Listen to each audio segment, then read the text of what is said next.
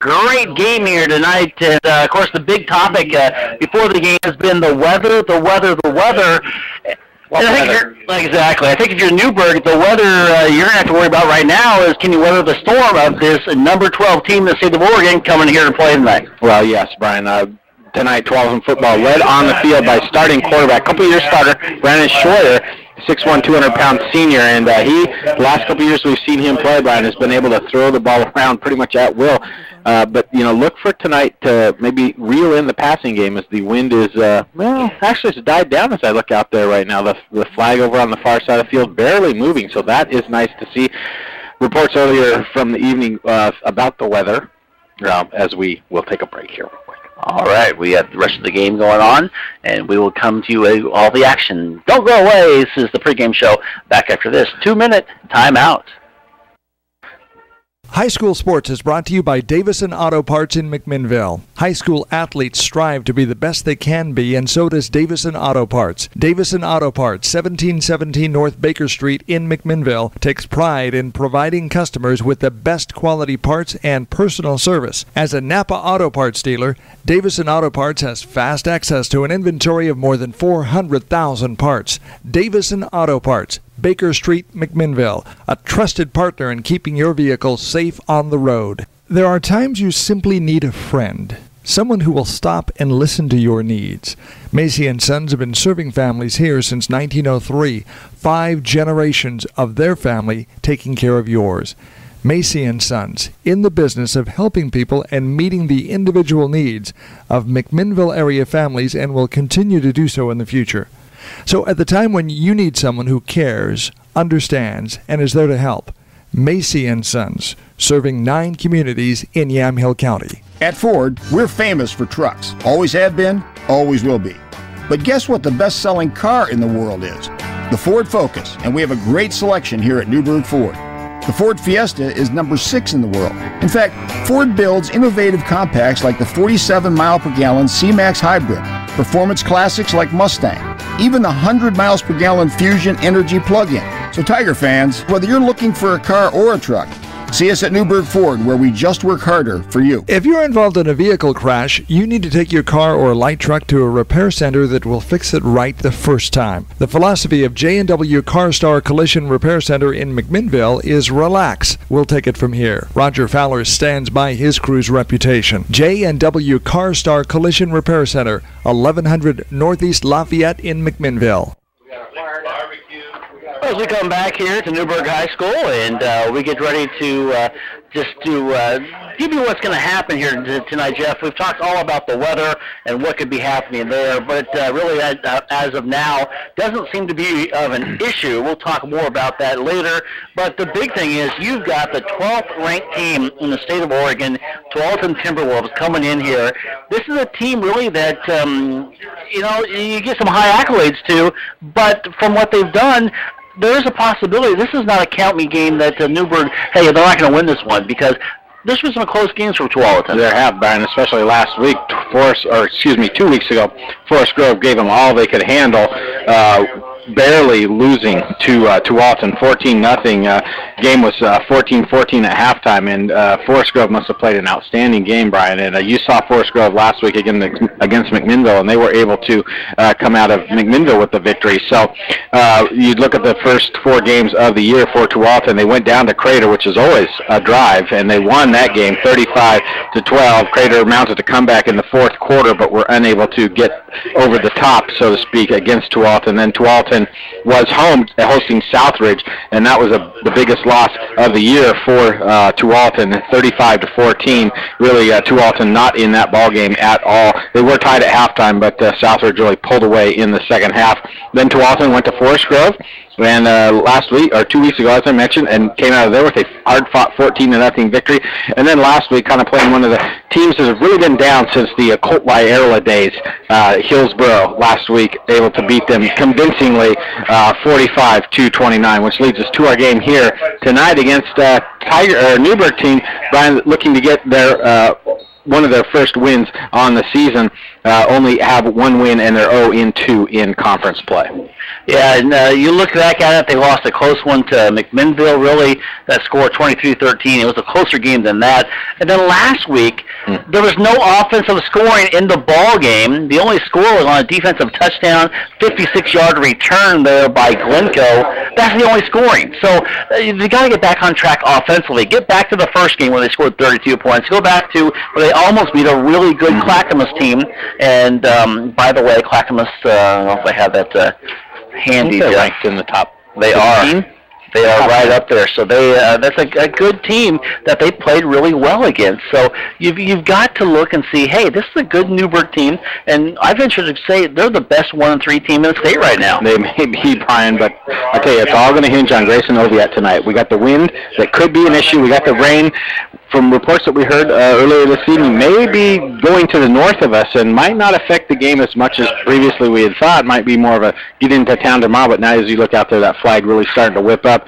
And Grayson has had some problems throwing the football. Let's be honest, from the games that we've seen, they've thrown some interceptions and not a lot of power sometimes on the balls that he's thrown. So he really is going to be needing to dial in the passing game, and I have a feeling tonight TJ Tomlin's not going to use it a whole lot, going to try and establish that run early, often, and as much as possible, and maybe throwing a pass here or there. I'd be surprised if there's more than 12 passes by this Newberg team tonight. Well, we're going to count down and see if we get up to that 12 mark, but I think you're on to something tonight. Going to be an interesting game. The 12s and Timberwolves coming to town tonight. It should be a fun night, and if you're out there thinking, do I have time to make it? Yeah, you do. Just bring your radio along, or you can bring your computer or whatever. You can listen live here on AM 1260 KLYC. You might want to bring something warm. Yes, you definitely do. Something that will kind of repel the rain as well. And also you can check us on the internet at KLYC.us and OregonPulse.com. Other games from around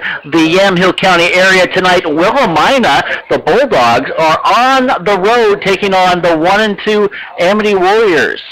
How often have we seen 1-2 Amity Warriors? Not very often. Not very often. I think it's a game, though, that Amity does win big in that game. Probably so. Horizon Christian 1-3 at the undefeated Dayton Pirates. Sorry for Horizon Christian. Yeah, they're down this year. Sheridan 0-4 taking on Jervis. Sheridan struggling. So is Jervis, though. I think they are as well. They are. So it's going to be going to get a victory tonight. You are correct. Practice will be easier for one team next week. Yes. It's always easier after a victory, isn't it? Astoria is at Yamhill Carlton. YC last week picked up a first victory in a while.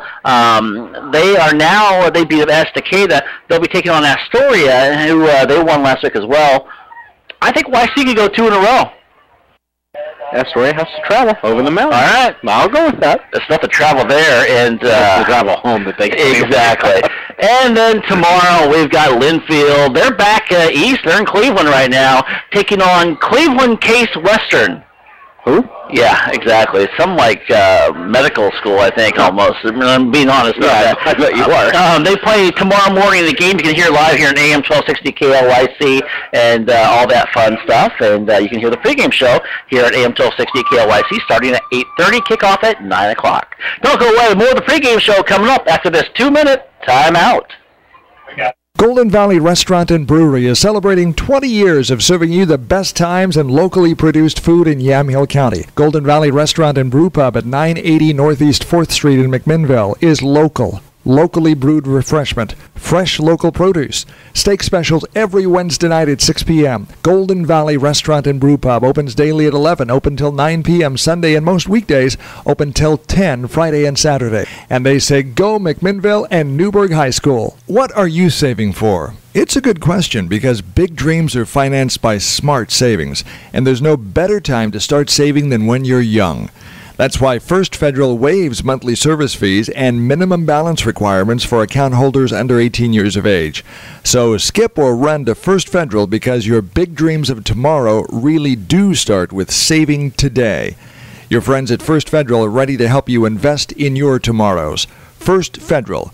We're here for you. It will be an arduous journey of epic proportions, venturing out into the great unknown, exposed to the rugged, unforgiving elements, struggling for survival when... So, you're going car camping for the weekend. Here at Les Schwab, we can get you travel ready in no time. That's because every tire we sell comes with lifetime protection, including free pre-trip safety checks and more, plus a great price. That's our best tire value promise. I could hug you. Les Schwab, doing the right thing since 1952. High school sports is brought to you by Davison Auto Parts in McMinnville. High school athletes strive to be the best they can be, and so does Davison Auto Parts. Davison Auto Parts, 1717 North Baker Street in McMinnville, takes pride in providing customers with the best quality parts and personal service. As a Napa Auto Parts dealer, Davison Auto Parts has fast access to an inventory of more than 400,000 parts. Davison Auto Parts, Baker Street, McMinnville, a trusted partner in keeping your vehicle safe on the road.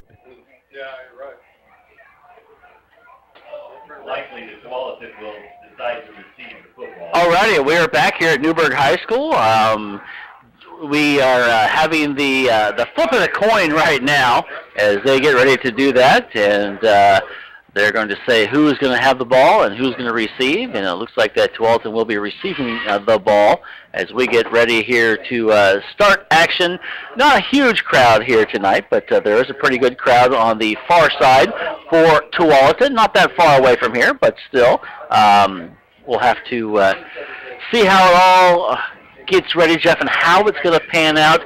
And you think Newberg, and I agree with you, they're going to try to keep it on the ground. I think Newberg, well, it won't be surprised. I will not be surprised, though, if you see Brendan Schroyer handing it off to Ryan Wisner, the 6'1", 200-pound running back out of the backfield, Brian, for this well-stocked, if I were to say, Tualatin Timberwolves football team. And the last couple of years, they've had a lot of speed, which has given Newberg and McMinnville some troubles. So it's going to be interesting to see what head coach T.J. Tomlin has dialed up for his defense here tonight to keep Brandon Schroyer under control. All righty, as we get ready to go, they are going to come on out here. The Timberwolves are in their white and black uniforms, and, of course, the Newberg Tigers are in their blue uniforms with yellow stripes and yellow numbers, and they're wearing some pink socks tonight, Jeff. Pink socks. Hopefully we're not going to have the light blue penalty flags that we had a couple weeks ago that were really hard to see. Might see the pink penalty flags tonight in honor, of course, of breast cancer awareness. The entire team. It's kind of cool look to see that blue and yellow kind of stand out on the uniforms, and then everybody's got the pink socks on. All righty, as we get ready here, and we've got some starters for Tualatin. Cameron Fry is going to be starting at tight end. Wide receiver Nikki Reed. Quarterback is going to be Brandon Schroyer. Heard a lot about Brandon last year. We'll hear more from him this year, I'm sure, tonight. Nick Hines, also the senior wide receiver. He's somebody you'll see active here on the field. Ryan Wisner, going to be at running back. We'll say his name quite a bit tonight. And the lineman is Garrison Sena and Caleb Olson, along with Luke Gosens. Brock Holtz, Austin Balfour, remember that name, we've said that before in the past as well, and James Porter as we get ready to go. And it's going to be just a little squib kick. It's going to be hit down to 48, ball is on the ground. It is going to be recovered there by Luke Gosens, and no returns, which is a good thing. Ball is going to start for the Timberwolves at the 39-yard line. That ball went dribbling through. It wasn't the kick high in the air, Brian. It was just kind of a quasi-onside kick that went about 25 yards and hit actually off Gosens and bounced away from him a couple yards. Newberg pretty close to getting on it, but he did a good job of making the recovery and falling on the football.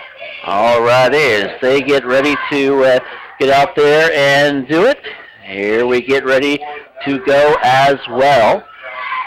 Shotgun formation, and it's going to be a handoff to the big back and break. One tackle, two tackles across the 45, across to the 50-yard line, and that's where Ryan Wisner will end up.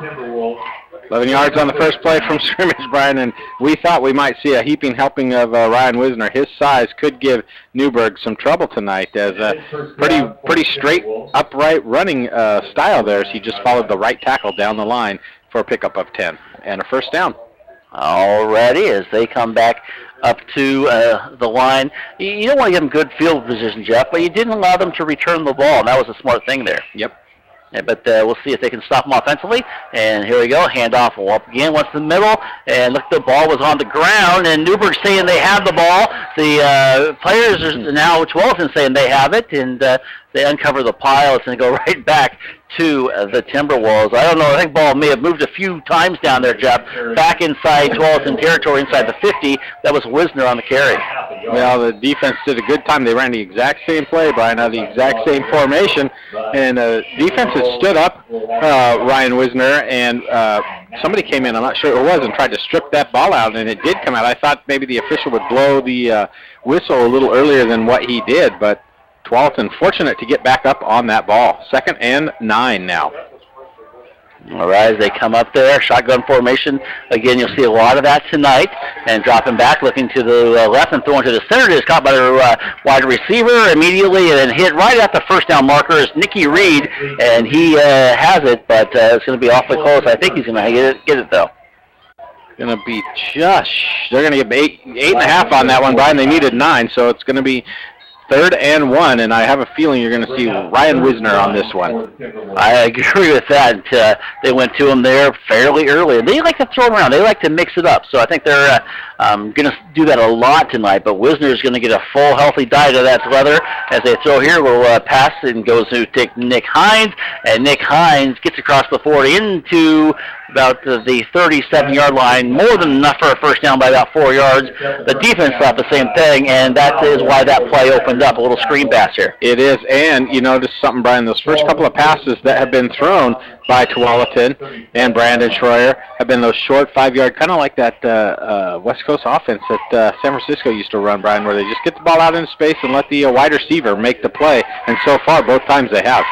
All righty, here we go. First down now, and going to go, and Wisner's going to get it, going to forward, and just going to power his way inside the 30, inside the 25, down near the 23-yard line, a pickup of about 13 yards. Huge, huge run. It's going to be tough tonight to stop Wisner and his offensive lineman. Well, the way he just runs downhill, Brian, and he does run more straight up, but in front of them, they've got a beefy fullback there, Brian, and he's actually listed as an offensive line, that being Caleb Olson, number 53. He plays kind of that up fullback position and is able to get some big blocks in there. Now they bring in number 30, which we don't have a number for. No Name has already made an entrance in the game with 2.5 gone in the first quarter. Wow, that was quick. And handoff once again. Wisner, wide open hole, breaks right through, gets inside the 15, down near the 14, another gain of 10 yards, and he just breaks it through. Looks like he is going to be just a little bit short. Going to bring up 2nd down, but another strong run there. Just short. And I don't know. I'm surprised they're not measuring this one as how close it looks to me, as he picks up a nice 9.5-yard gain there. They're going to come out here, and of course, going over to the sidelines is Schroyer getting the word from the coach, and he's going to come back out here and just take his time. And they're not really in a hurry, which they really don't have to be right now. As they come up there and probably get it back to Wisner once again. No, he's going to pass. Schroyer does. Throws to the far side. Has a receiver. It is up into the end zone. No signal yet, but they're going to signal a touchdown. They do. Touchdown. It looks like to be Reed on the far side. Oh, they're going to say Hines is who it is. It is going to be a touchdown, and they were just waiting for him to make sure he caught the ball. Nice throw there, going against Jack Kerwin, and they get the first points on the board. Little fade to the far corner, Brian, and it was a perfectly played ball. I thought the defender had pretty good position on the on Hines out there, but unfortunately that ball dropped right where it needed to, and a great catch. Get 1 foot down in that corner, and it is 6-0 pending the extra point. And here we go. The kick is up, and the kick is good. That is Ryan Hyatt, and Hyatt puts it up to make it 7-0. 8:39 left to go in the first quarter. Timberwolves strike first. You're listening to the KLYC Game of the Week. Don't go away. We'll be back after this. Time out. There are times you simply need a friend. Someone who will stop and listen to your needs. Macy & Sons have been serving families here since 1903. 5 generations of their family taking care of yours. Macy & Sons, in the business of helping people and meeting the individual needs of McMinnville area families, and will continue to do so in the future. So at the time when you need someone who cares, understands, and is there to help, Macy & Sons, serving 9 communities in Yamhill County. We're back, and this time we're staying. KLYC, McMinnville, Newberg. Welcome back here in Newberg High School. Brian Harris along with Jeff Ivey as we get ready for action. And Jeff, tough first drive, and you hate to see it, but it was just a healthy dose of Wisner. But then they mixed it up, and, well, they scored from the pass play. Yeah, he got 27 yards through the air and 34 on the ground on that drive, Brian. And Brandon Schroyer was 3 of 3 for 27 yards and the 1 touchdown. And Ryan Wisner, all 34 yards on the ground on 3 carries. And here we go. So we'll be taking at the 5-yard line. Going to go off to the right side. Trying to break a tackle is James Conrad. He does get across the 20, 25, and there's a flag thrown in as he gets to about the 33-yard line. And we'll have to see what is going to happen with that flag. Oh, I'm sure you will.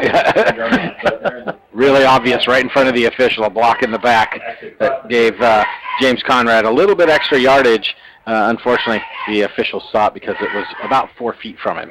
You know, Jeff, it's so hard because it just shows up, you know, you got to think. You got to think on your feet instantaneously, and not always do you have a chance to react. And when you do react, sometimes you react negatively. Well, and especially when the person coming down maybe turns their back or something right to you. I don't think that's what happened here, but that 10-yard penalty is going to give them really bad field position. They're going to start this drive on the 12-yard line, Brian, and 17-yard line, and they're going to have about 83 yards to go to pay dirt.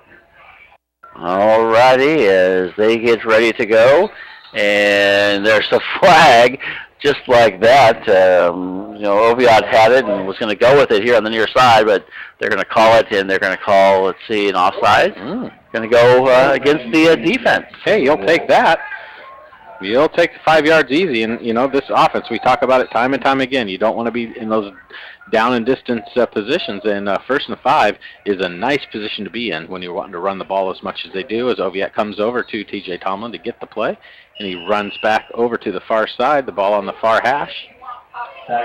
Sometimes you just want to mix it up a little bit, and they're going to do that right now and see what they can get going. And I think if you're Newberg, Jeff, you want to try to get the momentum back, but you want to score pretty quickly, too, as they go. And Oviatt's going to take it, and he's going to try to, no, he's not going to pitch it. He keeps it, and a smart decision there because there was a guy right there to take the pass, and coming up there and taking him down. This would be Travis Lindstrom, who may have been there, or was that Luke Gosens? It's going to bring up 2nd down now and 5.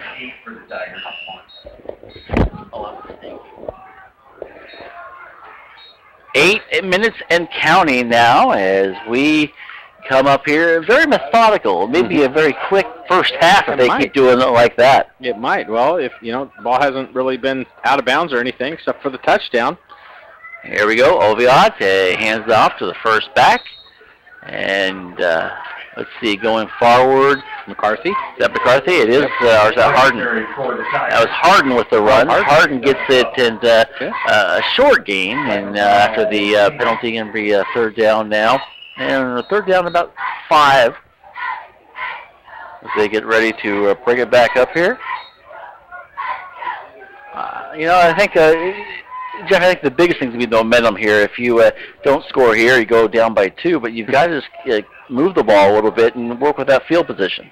Well, that play where Oviatt was sacked in the backfield, Brian, really kind of put him back behind the down and distance, and Newberg now forced to, I thought they were going to pass, and it's going to be a quick dive right up the middle again, out to about the 25-yard line by, looks like Harden, but he's going to be about 2.5, 3 yards short of the 1st down. Oh, they mark him back at the 24, so only a run of 3, and brings up 4th and 3 now for Newberg, and of course they send in the punt team.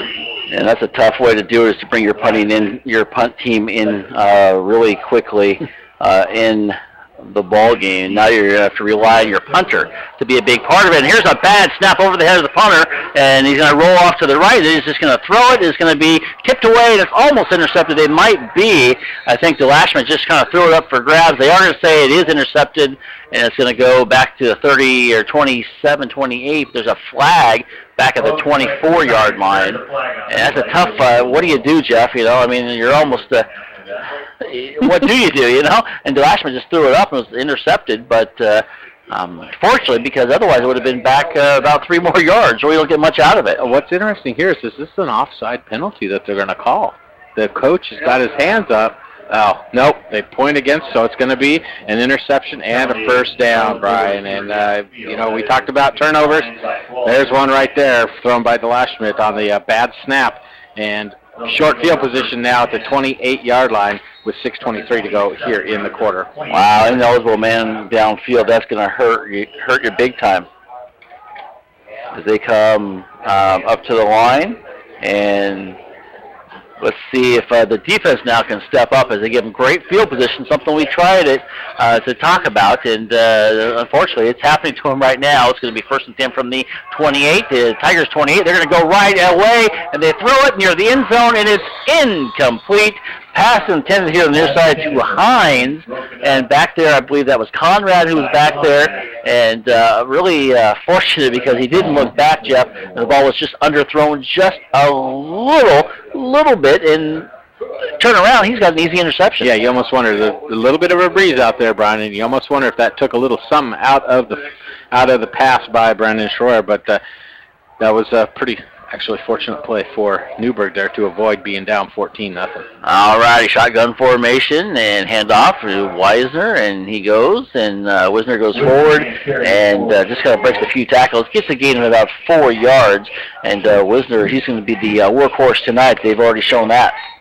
And that's going to bring up now 3rd and about 3.5, 4 yards with 5:57 and counting to go here on this so far nice Friday night. Yeah. Well, it's easy for us to say up here in the press box, of course, where it's a little bit warm and out of the... we haven't even opened up our window yet. That's part of the problem. Weisner gets it again, breaks one tackle, second tackle, lowers his head and goes boom as he goes across inside now. The 15, he just keeps plugging the pile along. They're going to mark him inside the 15. Another big gain and another first down. Well, it's coming too easy right now for Ryan Weisner. That's his 6th carry for 47 yards, just under 8 yards per carry, Brian, and you're going to win a lot of football games behind somebody who can do that all night long. All righty, as they get ready to come back out. Once again, very methodical, taking some time, and just getting out there and doing what they need to do. 1st and 10. As they get up there, and they pitch it to Weiser. He's going to follow his fullback, breaks one tackle, and then he is hit and up into there by Conrad and gets to the 7-yard line. Nice job there as Conrad went in there and just kind of took his feet out from underneath him. Well, I think Weisner thought he was going to walk into the end zone the way his body language was. He kind of let up a little bit once he got around the corner, in my opinion, and Conrad did a nice job of knifing in and hitting him hard in the thigh to kind of tumble him over end, and bring him down at the 7. Now 2nd and 3 from the 7-yard line. All righty, I formation, just slowly going to walk up there. And Weisner's going to get it, rolls off to the left. He's going to hit once, go twice. He's going to try to stretch his way into the end zone. They're going to mark him short of the goal line as the officials walk up to it. And it was 2nd down and 7. And they're going to call a gain of 6. And Newberg up there jumping, saying they got the football. The officials are talking about it. Newberg's celebrating, saying it's our ball, it's our ball. And what Weisner did is he tried to reach out over the goal line. Officials talking right They're at still the goal talking line. about it. Oh, wow. They're going to say he fumbled, and Newberg's offense trots onto the field, Brian. Fumble by Weisner. And, wow, that's a dodge bullet right there at the 1-yard line. 99 yards to go, Brian, but you didn't give up any points. Well, that's the big thing. We have a defense that needs to step up, and they did that time. And now they're going to say he got it in the end zone. They're going to walk it back out to the 20-yard line. So he must have lost control as he was going over the end line. And they're going to give him the ball at the 20. Recovered at, he had to have fumbled it before he crossed the goal line. He must have fumbled it before he had it. All righty, as they get ready to go now. And they come up to the line of scrimmage, and they go and they're going to fake the pitch, and they don't get it. He's going to try to throw it back and going nowhere. And coming up with a big stop there was Gosens once again. Well, you can really see how disciplined Tualatin is, Brian, because every player on that play, quarterback, pitch man, up man, through the middle, was covered, and there was nothing for Grayson Oviatt to do but to eat it for a 2-yard loss. Second sack of the game tonight already. 2 receivers on the far side. Oviatt under center. Take his time, draw it back, and a roll to the right. He's got pressure. He's got to get rid of it. He's going to scoot out to the right. He's going to throw it, and it's incomplete. Had a lot of pressure from Sasha Jarmer. Jarmer just had his head down and going right at Oviatt. Oviatt felt the footsteps, got rid of it, fortunately, and it goes incomplete. Going to bring up 3rd down and 12 now after the loss a couple plays ago. Right now, the offensive line, Jeff, cannot stop this huge defensive line for Tualatin. No, they can't. And the speed of Tualatin that we're seeing out there right now, Brian, too, is just overwhelming for Newberg. And it'll be interesting to see what type of play you have on 3rd and 12 for this Newberg offense. It's really been sputtering. They have a total of 0 yards on 4 plays, or 6 plays so far, Brian, 0 yards. All right, as they go, and they're going to pitch it to the far side. Going is Totfest. Andrew's going to try to come up, and he's going to have a huge loss as well. And, geez, he's got nowhere. In fact, he lost about 5 yards back at the 14-yard line. This offensive line is going to have a huge, huge battle here because they cannot get anything stopped. As it's going to bring up 4th down now, and you're going to bring your punter out, Tyler DeLashmet, and he's going to have to kick it almost from his own goal line. Yeah, last time it went over his head, so you don't want that. But you're just seeing great stay-at-home defense by Tualatin as Newberg was trying to get a back. Beautiful punt, by the way. Yes, it goes inside, hits at the 40, and it's going to be taken inside the 30, mark it at the 20. Let's see where he marks the 26-yard line. Good spot there. And, well, the punting game has been key, and that was huge right there. First time they punt over his head. This time, beautiful punt, and it's going to put Tualatin back deep in but back in their own area, side of the field at the 26-yard line. 60-yard punt there, Brian. You'll take that. Yeah, and you had the wind behind you, so it was a nice punt away from the return guy, and that wind really did help. But now Newberg defense has to step up here and do again, Brian, bend but not break. All righty, here we go, shotgun formation. And it's dropped back, and they're going to roll it, and Tots are going to roll over to Weisner, and they throw on the far side, and intended for Nick Hines, incomplete. And that's going to bring up 2nd down. Even with a strong running attack, Jeff, you're going to try to go to the air. You got to mix it up once in a while. Exactly, because it opens it up even more. Yep. But you see that Tualatin in absolutely no rush to get a playoff at all. Even when the clock stopped, Brian, they just walk to the line. Here they come, kind of walk up to the line. Now they get set, and they call man in motion, and then hand it off. Weisner gets it, show blitz, they break right through. He goes through, gets 10 yards and a lot more, being 2 more, gets to about the 36, past the 36, almost the 37-yard line. Another good run. This defensive line, they're having a hard time stopping the offensive line. So let's just say, you said before the game, there's some big beefy guys on this Tualatin team, and they're making it happen right now. Yes, they are. There are some big beefy guys. You got James Porter, 6'3", 240. You got Austin Balfour, 6'1", 260. You got Caleb Olson, 6 foot 240. You got Luke Gosens, 5'10", 200. So you've got size and you've got speed is what you're seeing there. Is a nice job by Conrad there to stay home, Brian, and bring that play down for a loss in the backfield. Going to lose about 1 on the play. But that's where you look for Tualatin coaches to see that and dump something over the top of the area vacated by Conrad. As we got Conrad coming off the field, his helmet came off, so he's going to have to stay out of play. Actually going to give him a fairly favorable spot and say no loss, 2nd and 10. Forward momentum, I guess, is what they're going to call it. 2:20 and counting here in the first quarter. Our score is 12-7 and Newberg nothing, and Jeff's worried about popcorn. Popcorn in the house. That's right. They throw over to the far side. Incomplete. As the pass was intended for Hines, Schroyer just overthrew him, and it's going to bring up now 3rd down and 10. They're still on their own 37-yard line. They've run that pass play a couple times there, Brian. Same formation, same patterns by the receiver, so they're obviously going to try and set something up off of that where both receivers kind of stop. They cross and then stop. I look to see one of them run up the field, kind of pretend like you're going to turn in for the post and then hitch and go or something and be wide open the way those cornerbacks bit on that play for Newberg. All righty, as they get in here on the near side. And be careful, Nick Hines, they may go to him because he's been one of the favorite targets. Schroyer's going to keep it. He's going to go forward. He's going to be met at the 40-yard line, going to fall forward to about the 43. Good job there defensively to bend, not break. Well, that was a designed play call right there. Try and spread everybody out, clear out that middle of the field by getting the cornerbacks and linebackers out. But a great job of staying home by the middle linebacker there for Newberg. Nice stop as Newberg now brings on the punt return team with 1:42. So come on, Wind, let's pick up here so that you knock the ball down. A little bit of indecision who's going to be back there for Newberg, but they finally get it straightened out and got Totfest and Conrad back there for the return. All righty, and standing at the 29-yard line and kicking it off.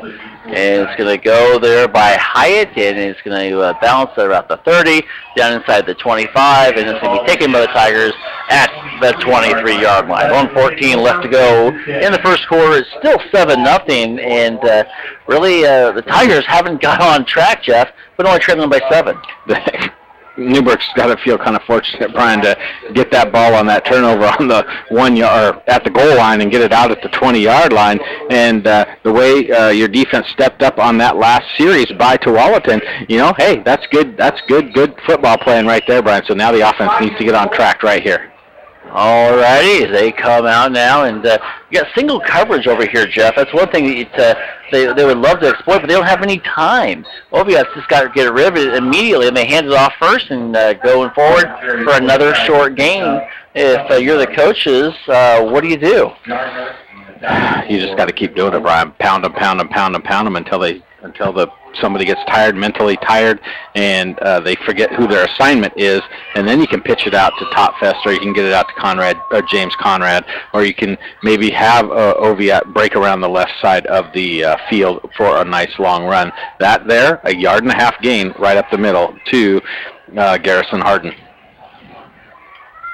All righty, once again, slowly coming up to the line. We're just under 34 seconds now, and they're going to keep it. Oviatt's going to fake it. He's going to have a little option, going to roll to the right, and they caught it up pretty quickly, but not before he gained about 5 yards to the 30-yard line. That was a nice read option behind that time. He made the right call because he saw a little crease that the defensive end had crashed down into the line of scrimmage, and there was a crease that he was able to skirt through and pick up a nice 4.5 yard gain, brings up 3rd and 4, and I don't think we're going to get this playoff as we're down to 2 and 1 and 0. You hear it, you hear the horn, and everything else. That is in the first quarter. Our score is Tualatin 7 and Newberg nothing. You're listening to KLYC Game of the Week. We'll be back after this 1 minute timeout. 99W, as it enters Newberg, might as well be called Electric Avenue, because the 3 most exciting electric cars in America are right here at Newberg Ford. Focus Electric gets 110 mpge and goes nearly 80 miles on a single charge. C-Max Energy and the amazingly attractive Fusion Energy are both rated at 100 mpge and can drive unlimited ranges as 47-mile-per-gallon hybrids. So Tiger fans, stop wasting money at the pump and come see us today at Newberg Ford. where we just work harder for you. Golden Valley Restaurant and Brewery is celebrating 20 years of serving you the best times and locally produced food in Yamhill County. Golden Valley Restaurant and Brew Pub at 980 Northeast 4th Street in McMinnville is local. Locally brewed refreshment, fresh local produce, steak specials every Wednesday night at 6 p.m. Golden Valley Restaurant and Brew Pub opens daily at 11, open till 9 p.m. Sunday, and most weekdays open till 10 Friday and Saturday. And they say go McMinnville and Newberg High School. Welcome back here at Newberg High School. Brian Ayers on Jeff Ivey. You're listening to KLYC AM 1260, and we are here also on KLYC.us and OregonPulse.com. At halftime, we'll have some scores from around the state for you. I'll also give you some updates, some scores around Yamhill County. So don't go away as we are back to action here to start the second quarter. Tigers with the ball. 3rd down and 4. Tigers going from our left to our right now. Here's the handoff. It is going to go to Todd Fest. Breaks one tackle. Across the 40, 50, into Timberwolves territory. First down and plenty more. And a nice run there by Andrew Totfast, and a great, great job. What a run, Brian. Fantastic play there to get Totfast down, clear down to the 46-yard line of Tualatin. That's going to be a 25-yard pickup, and a beautiful, beautiful run by Totfast as he now more than 10 times the number of yards previously to that play, as Newberg had 2 total net yards before that play. Wow. That's huge. It's finally maybe hopefully open it up a little bit. First down of the game, too, for Newberg. As they come back under center, so a 3rd possession. And Oviat's going to go to the far side, and he's going to throw it, and it is caught over on the far side there by Delashman at the 20, the 10, touchdown Tigers! What a great pass there by Grayson Oviat. In fact, I was going to say he threw it way too far, but coming into Delashman made the play with the fingertips and the score. It was a fingertip catch, Brian, and to be honest with you, it looked like the defensive back on that side thought he had dropped it, and he kind of quit on the play. A fantastic job of concentration, not only by Delashman, but also by Grayson Oviat, to just trust that my receiver's going to be where I threw the ball. That was probably one of the best balls we've seen Grayson throw so far this year. A beautiful 46-yard touchdown, and quickly the score has a chance to be evened. Oh, yes it does, and that's going to be up to Grayson Oviat once again. Everyone wearing the pink socks. High snap, but the kick is up, and the kick is good. 11:22 left to go in the second quarter, and the Tigers have answered. They are tied up with the Timberwolves. Don't go away. You're listening to the KLYC Game of the Week. We're back after this messages. If you're involved in a vehicle crash, you need to take your car or light truck to a repair center that will fix it right the first time. The philosophy of J&W CarStar Collision Repair Center in McMinnville is relax. We'll take it from here. Roger Fowler stands by his crew's reputation. J&W CarStar Collision Repair Center, 1100 Northeast Lafayette in McMinnville. What are you saving for? It's a good question because big dreams are financed by smart savings, and there's no better time to start saving than when you're young. That's why First Federal waives monthly service fees and minimum balance requirements for account holders under 18 years of age. So skip or run to First Federal because your big dreams of tomorrow really do start with saving today. Your friends at First Federal are ready to help you invest in your tomorrows. First Federal. We're here for you. It will be an arduous journey of epic proportions, venturing out into the great unknown, exposed to the rugged, unforgiving elements, struggling for survival when... So, you're going car camping for the weekend. Here at Les Schwab, we can get you travel ready in no time. That's because every tire we sell comes with lifetime protection, including free pre-trip safety checks and more, plus a great price. That's our best tire value promise. I could hug you. Les Schwab, doing the right thing since 1952. As we come back here, and here is the kick. Going to go another squib kick, and it's going to bounce and go at the 33, and that's where Tualatin will take over. So, Jeff, big drive there by Newberg. Some big plays. They're both running and passing. Huge, a 25-yard run by Totfest and the 46-yard pass play. Oviat to Delashmet, excuse me. There you go. Okay. Yeah, you're still in awe of it, right? I was, but pretty decent field position now at the 33-yard line for Tualatin, and you know, the way this game started, you would have hard-pressed me to say that Newberg would be tied after a couple of plays as the pass play comes out to the sideline, and going to get some extra yards here on the pass play due to a face mask. Nick Reed with the catch at the 40-yard line, breaks the tackle in the face mask by Kerwin, goes forward and gets into Tiger territory at the 50, call it the 49, and add a little bit of penalty on top of it. Big penalty on top of it, Brian, a 15-yarder, and that play going to net 18 yards on the pass, and then another 15 on to the end of the run. It's going to bring the ball clear down, I think, to about the 34-yard line is what my opinion of it is, and that's what the near official says as he walks out at the 34-yard. Big penalty there. 2 penalties already for 25 yards for the T.J. Tomlin's Tigers. Yeah, it's a tough one, Jeff, because you think you make the tackle out there. Yep. Not only lose the tackle, you get the penalty on top of that, and it's kind of hard when you have a face mask and he doesn't tear him down because he's trying to avoid it. So we'll see what happens. The wind has picked up. The rain has started here. Started right after the touchdown, right before the touchdown the Tigers had, as the handoff goes to Schroyer, and our keeper actually, and Schroyer goes forward, and he gets about, a gain of 6 to inside the 30 to the 29-yard line. But the rain has come down. That may be affect yours. It's pretty hard, heavy rain right now. In fact, we should probably open up our window here soon. I don't think so. Just a little chilly? Okay. I'm a little cold. No, I'm not freezing, but I got to get climatized for tomorrow's football game where I really will be out in the rain. Better open the window then. May have to do that here pretty soon. Schroyer, he pitches it, and Weisner gets it. Going to go off to the left-hand side. He goes forward. He's hit by Delashmet, and he is going to be stopped. Not before a gain to about the 28-yard line. And a good job there by the defense to string it out a little bit. And we got another flag down there. Yeah, they're up the 26-yard line. Let's see what they're going to call, and see if it's going to go against Tualatin.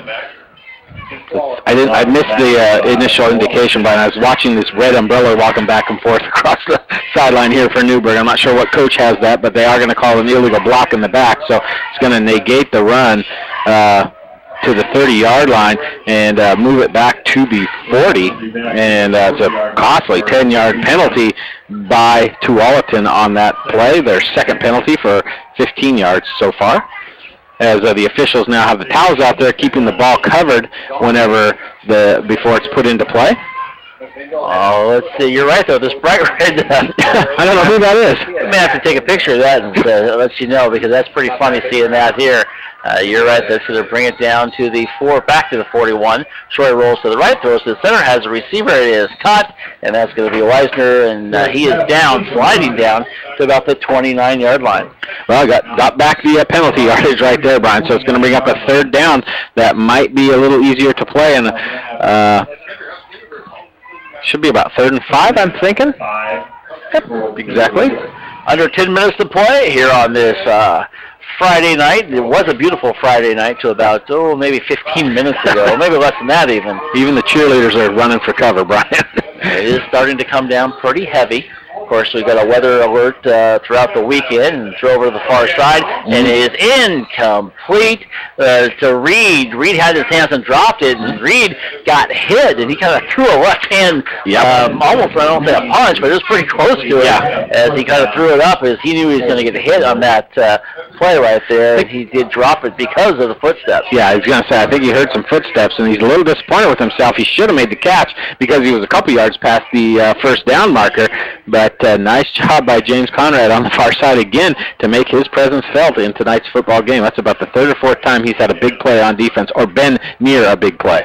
It's going to be 4th down now and 5 from the 29. This is where I think you look for that little crossover play right there. Sawyer looks to the left. Looks like he's in pressure. He's going to be thrown down. It's a sack way back to the 35-yard line, and the Tiger defense has stepped up here for the second possession in a row. What a great play, Brian. The defense playing hard, the offense playing hard, and they got a chance to take the lead if they can go down the field, Brian, and get some points on the board with 9.5 minutes to go here in the first half. Outstanding play by the defense, and it's kind of like this team woke up about, I don't know, last 2 minutes of the first quarter. As soon as the rain started coming down. That's right. In fact, we may have to open this window here pretty soon, Jeff. Why is that? It's a big glare. I can't even see. Oh, you got the glare. Okay, we can open it then. So let's think about that. Just don't warn you a little bit. You can open it. Okay. Just let me move my phone. Let's do that. It's important stuff. Here comes Oviatt. He hands it off, and it's going to go forward as Top gets it and just kind of carries it going, and he gets forward, and it's going to be a big gain of about 8 yards. It's going to be second down now and short. That is just so funny to see an umbrella on a football sideline. I don't think I've ever seen it by a coach. That is just hilarious. As Ashley walks over now and gives it to one of the players sitting here on the near side. That's a nice gesture. And here we go, and guess who? Top S gets it, and he goes forward, and he gets going to be close to a first down, and notice that he does get it now. The official on this side, he was about a yard further than the official on the far side, and the official on this side was closer, so they're going to give it to him. Yep, and boy, they give him a whole yard forward than where they were running in from, so it's really down to the 46. 3-yard pickup for Top Fest, but more importantly, keeps the drive going, and clock is moving, and that's Newberg's friend right now, Brian, is really if you can just put some sustained drives together and keep that offense off the field for Tualatin, you got a chance. That's all you ask for. That's exactly it. As Top Fest gets it, he's going to go forward, he's going to break through, he's going to get a gain of 3 yards to the 49-yard line. Todd Fest was about a step away from a big run up the middle, Brian. I'm not sure who reached in there from the ground to reach out their big paw and knock him down. Boy, just missed on that play, but I tell you what, I like that speed that Todd Fest is displaying as Newberg running right at that middle of that front line for Tualatin. Hopefully trying to wear them down, maybe looking for a long pass to Lashmet over on the far side. Single coverage over there for him.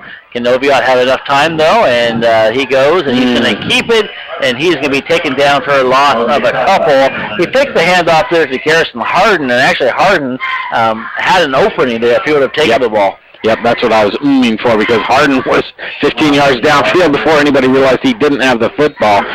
That's a little bit of that inexperience from the junior at quarterback, Brian, by Grayson Oviatt. And you know what? When they look at the film, they're going to say, "Give it to him, give it to him. What did you see there?" So, loss of what are they going to give him? Loss of 2 on that. It's going to bring up 3rd down and 8 now, so they've got some work to do.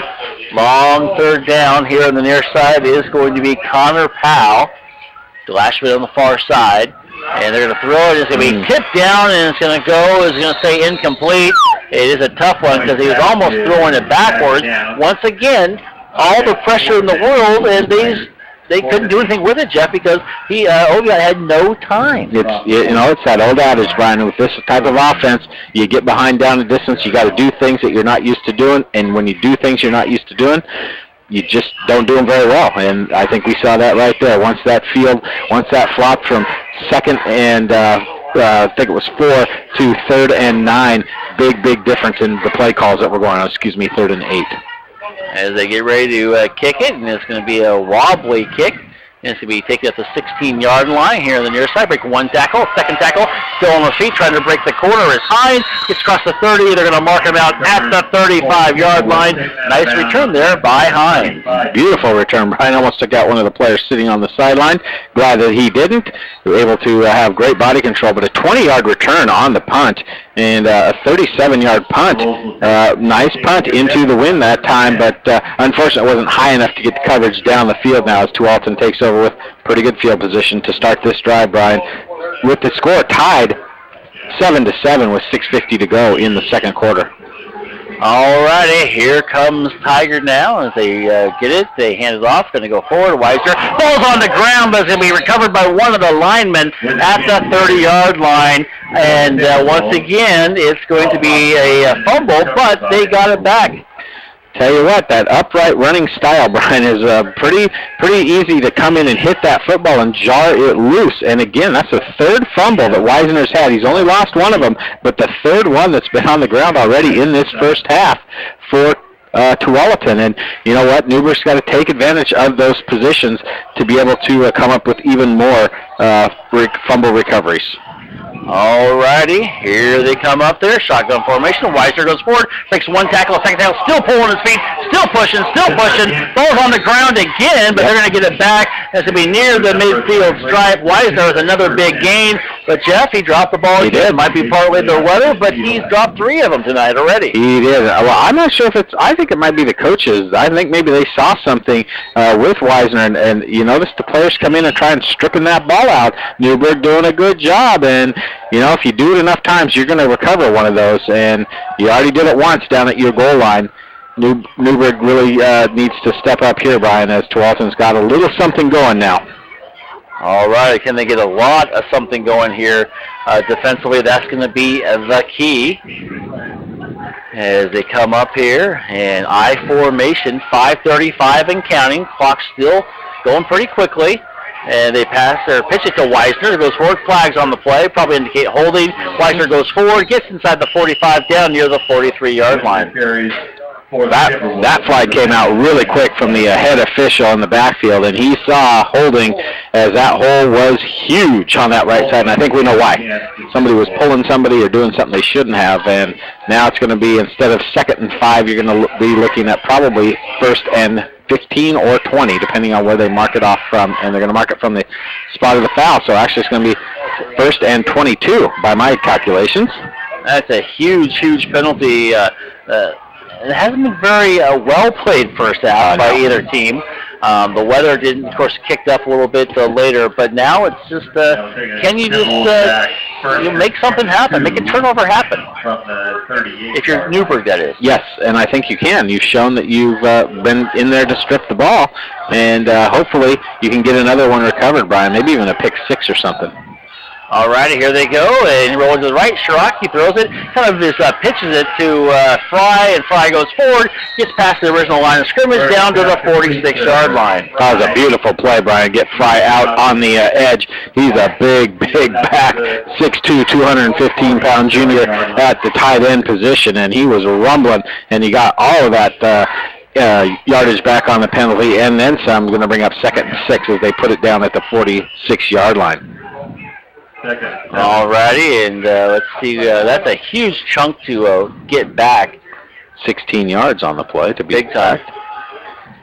As they come up here slowly and break the huddle. Over on the far side is that's Hines, and that's somebody you want to watch out, because he's somebody who can really get downfield in a hurry. Pitches it to Weiser. He's going to go break right, then break left. And he's going to hit once. He's going to spin and gain about 1 yard to the 45-yard line.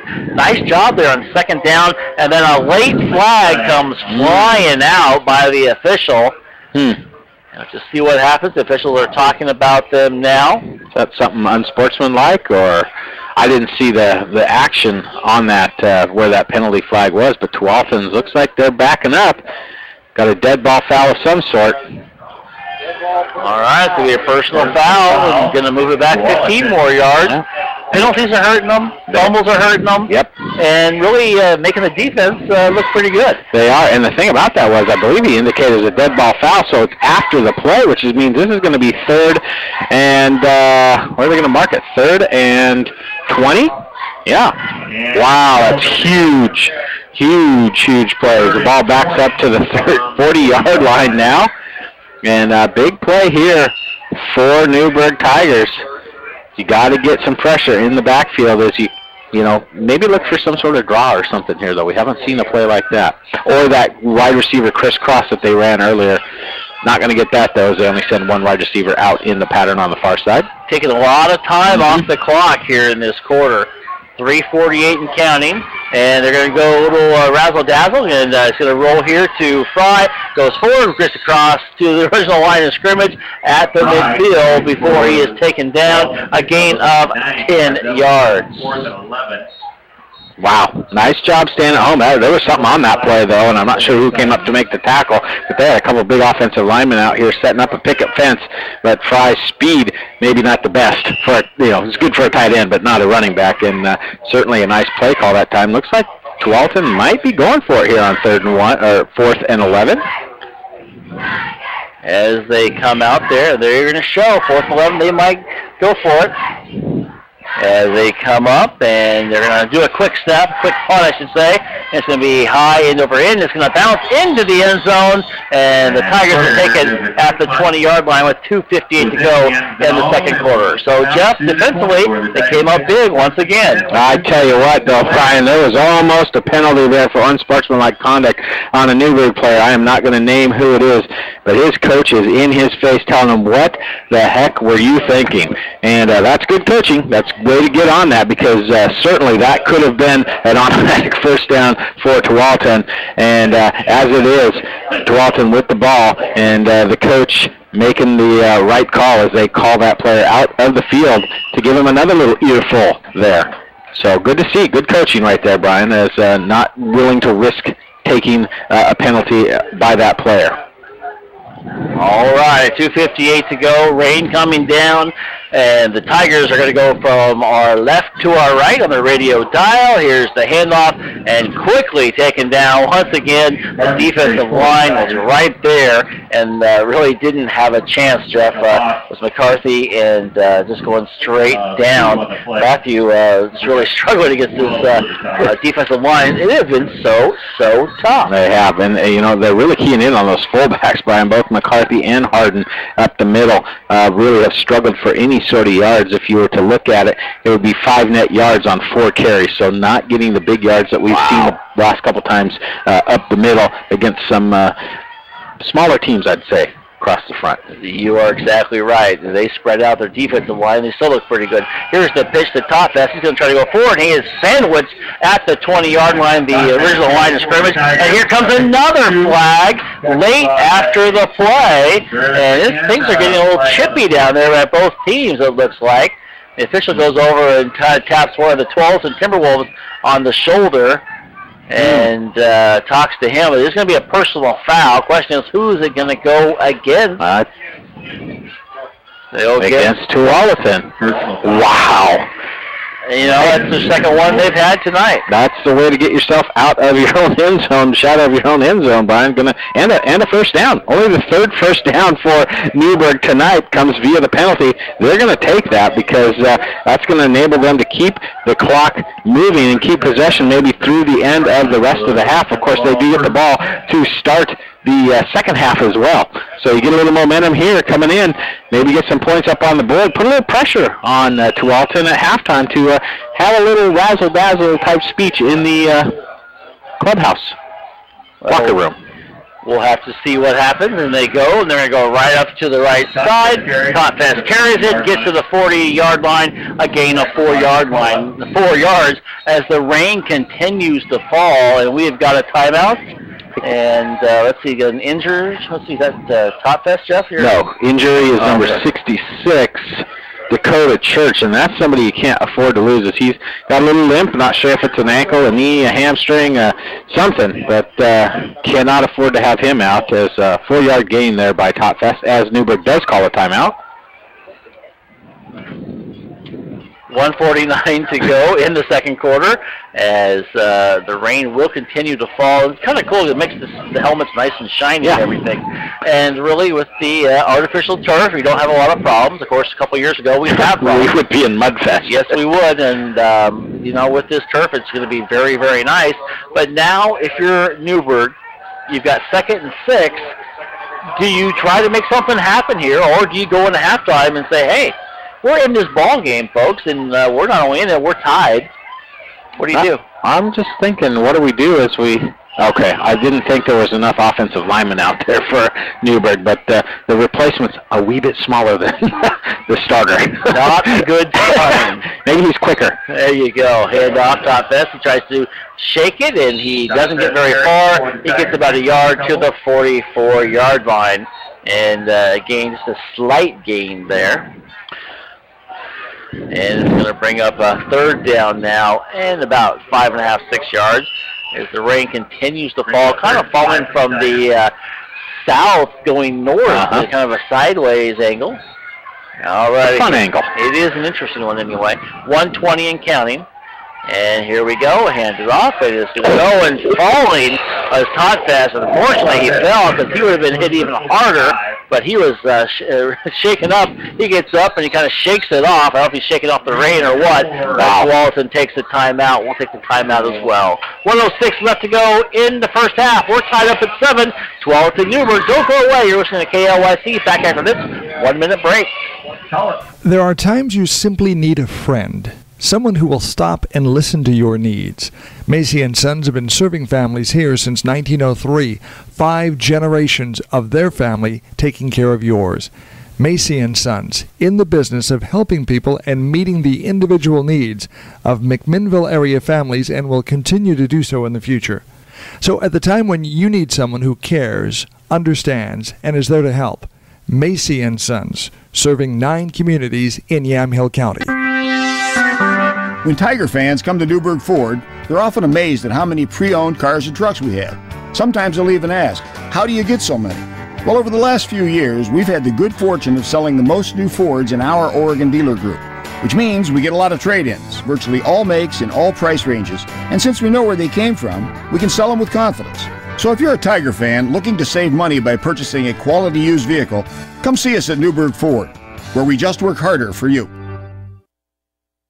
As we come back here, 4th down and 2 now. The Tigers are showing they're going to go for it. Let's see what they do. They're going to try to draw them offside, and they did draw them off. That was almost way too easy, as Garrison Sena was the person who jumped offside.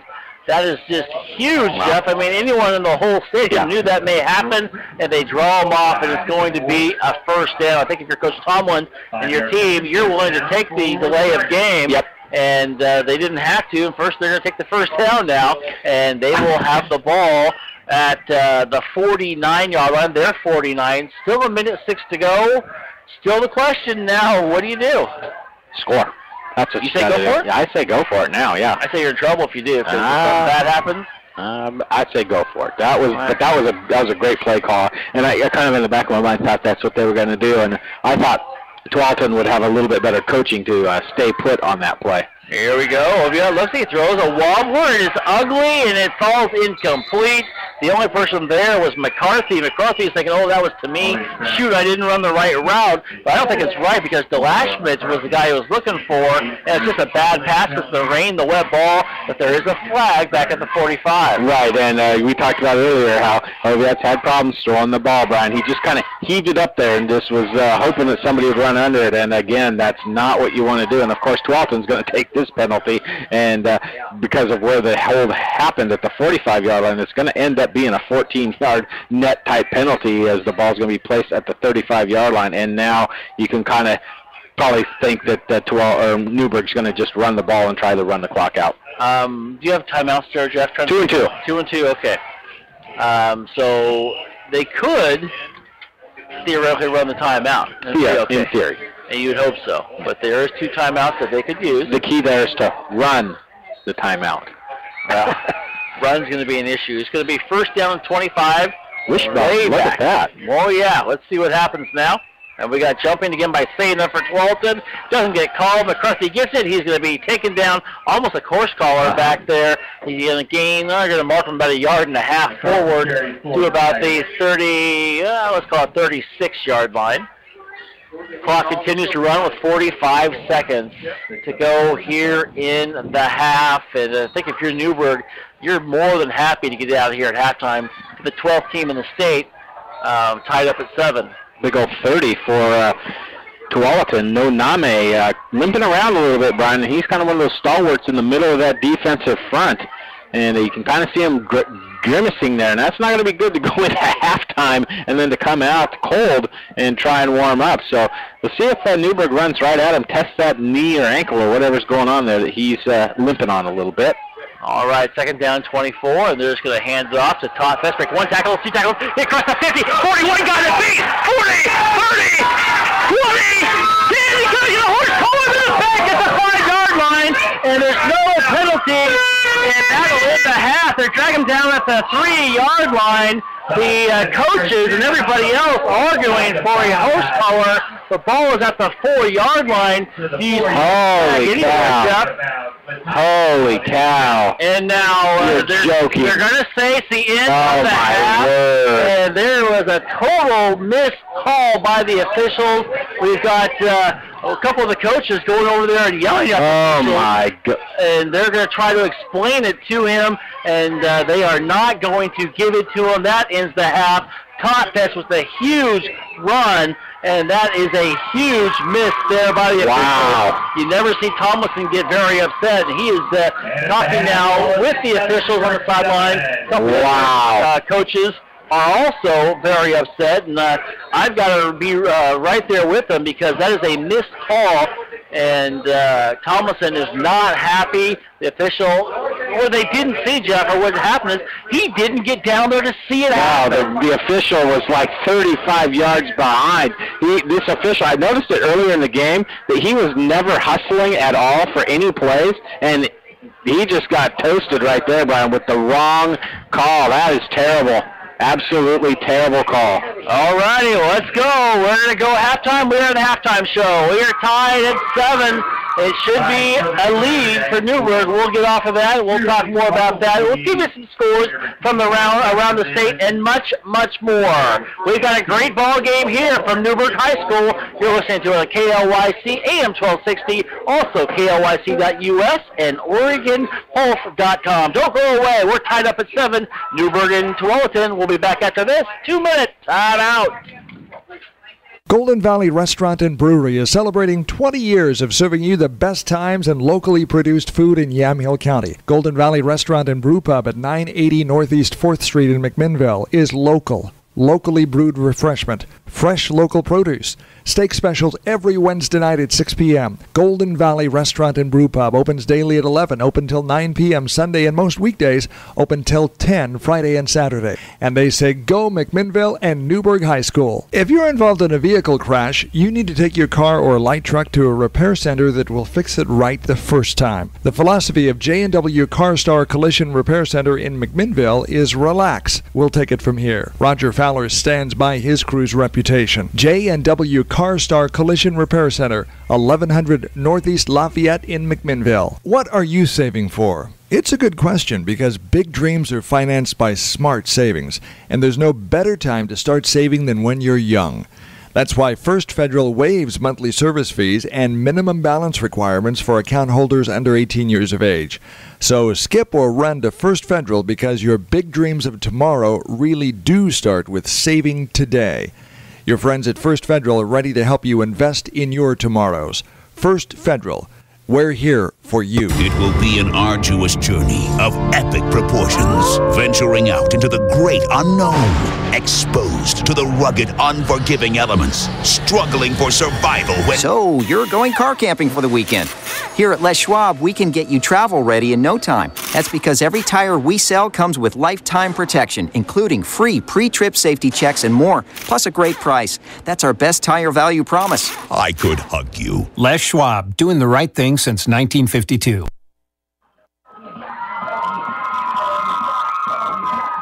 As we come back here to Newberg High School, Brian Harris along with Jeff Ivey, and we are here at halftime. They're going and doing the dance routine down there on the field. Our score, Jeff, is 7-7.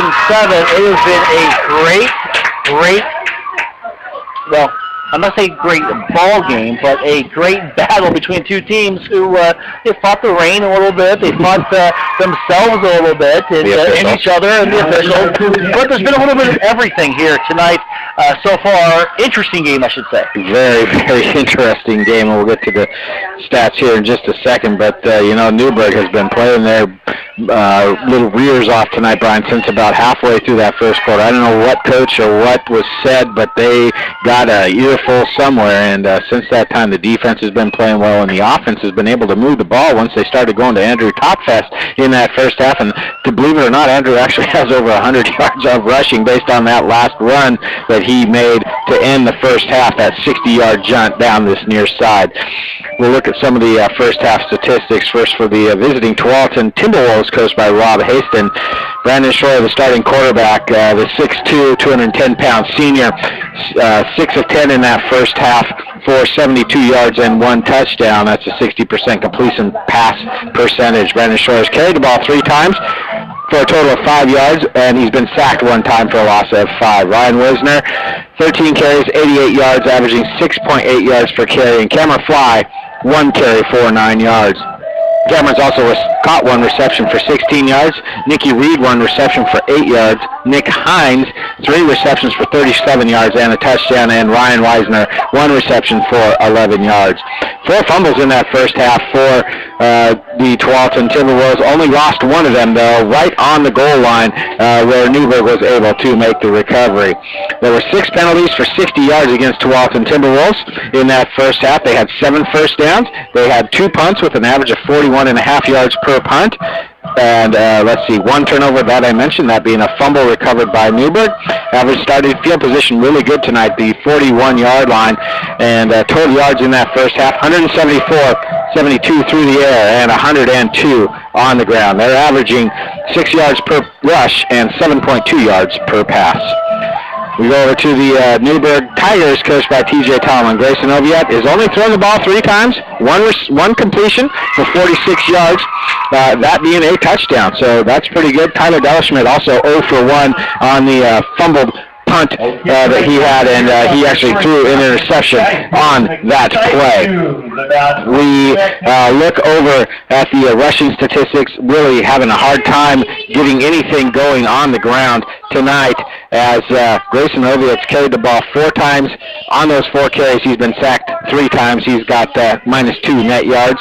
Matthew McCarthy, 2 carries, -1 net yard. Garrison Harden, 3 carries, 7 net yards. And Andrew Totfest, 10 carries for 105 yards in that first half, and only 1 reception in that first half. That the 46-yard touchdown pass to Tyler Delschmidt. We have, let's see, there were only 4 first downs in that first half for Tualatin. 3 penalties for 35 yards. 1 turnover, that the interception. Average starting position, the 23-yard line. 2 punts for 48.5 yard average. 155 yards of total offense in the first half. 46 through the air, and 109 on the ground.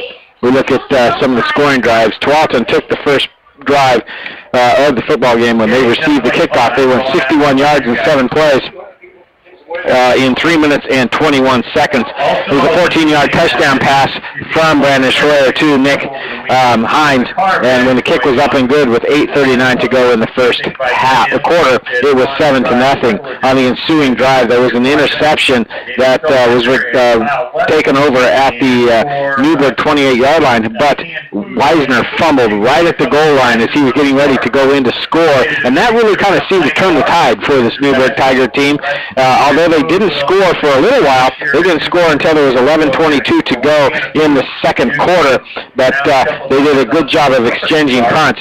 Their scoring drive was 77 yards on 4 plays. It took 1 minute and 52 seconds off the clock. Of course, there were a couple big plays on that, a 25-yard run by Andrew Totfest, and then immediately after that, there was a 46-yard touchdown pass to Tyler Delschmidt from Grayson Oviatt, and the kick was good, and with 9:31 to go in the quarter, it was 7-7, and that's where we stand right now, as both teams kind of went back and forth, traded punches, got some drives going, turned the ball over on downs, and also the end of the half. So our score here at halftime from Lauren Douglas Field here in Newberg. It's the Newberg Tigers 7 and the visiting Tualatin Timberwolves 7.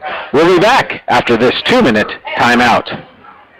There are times you simply need a friend, someone who will stop and listen to your needs. Macy & Sons have been serving families here since 1903, 5 generations of their family taking care of yours.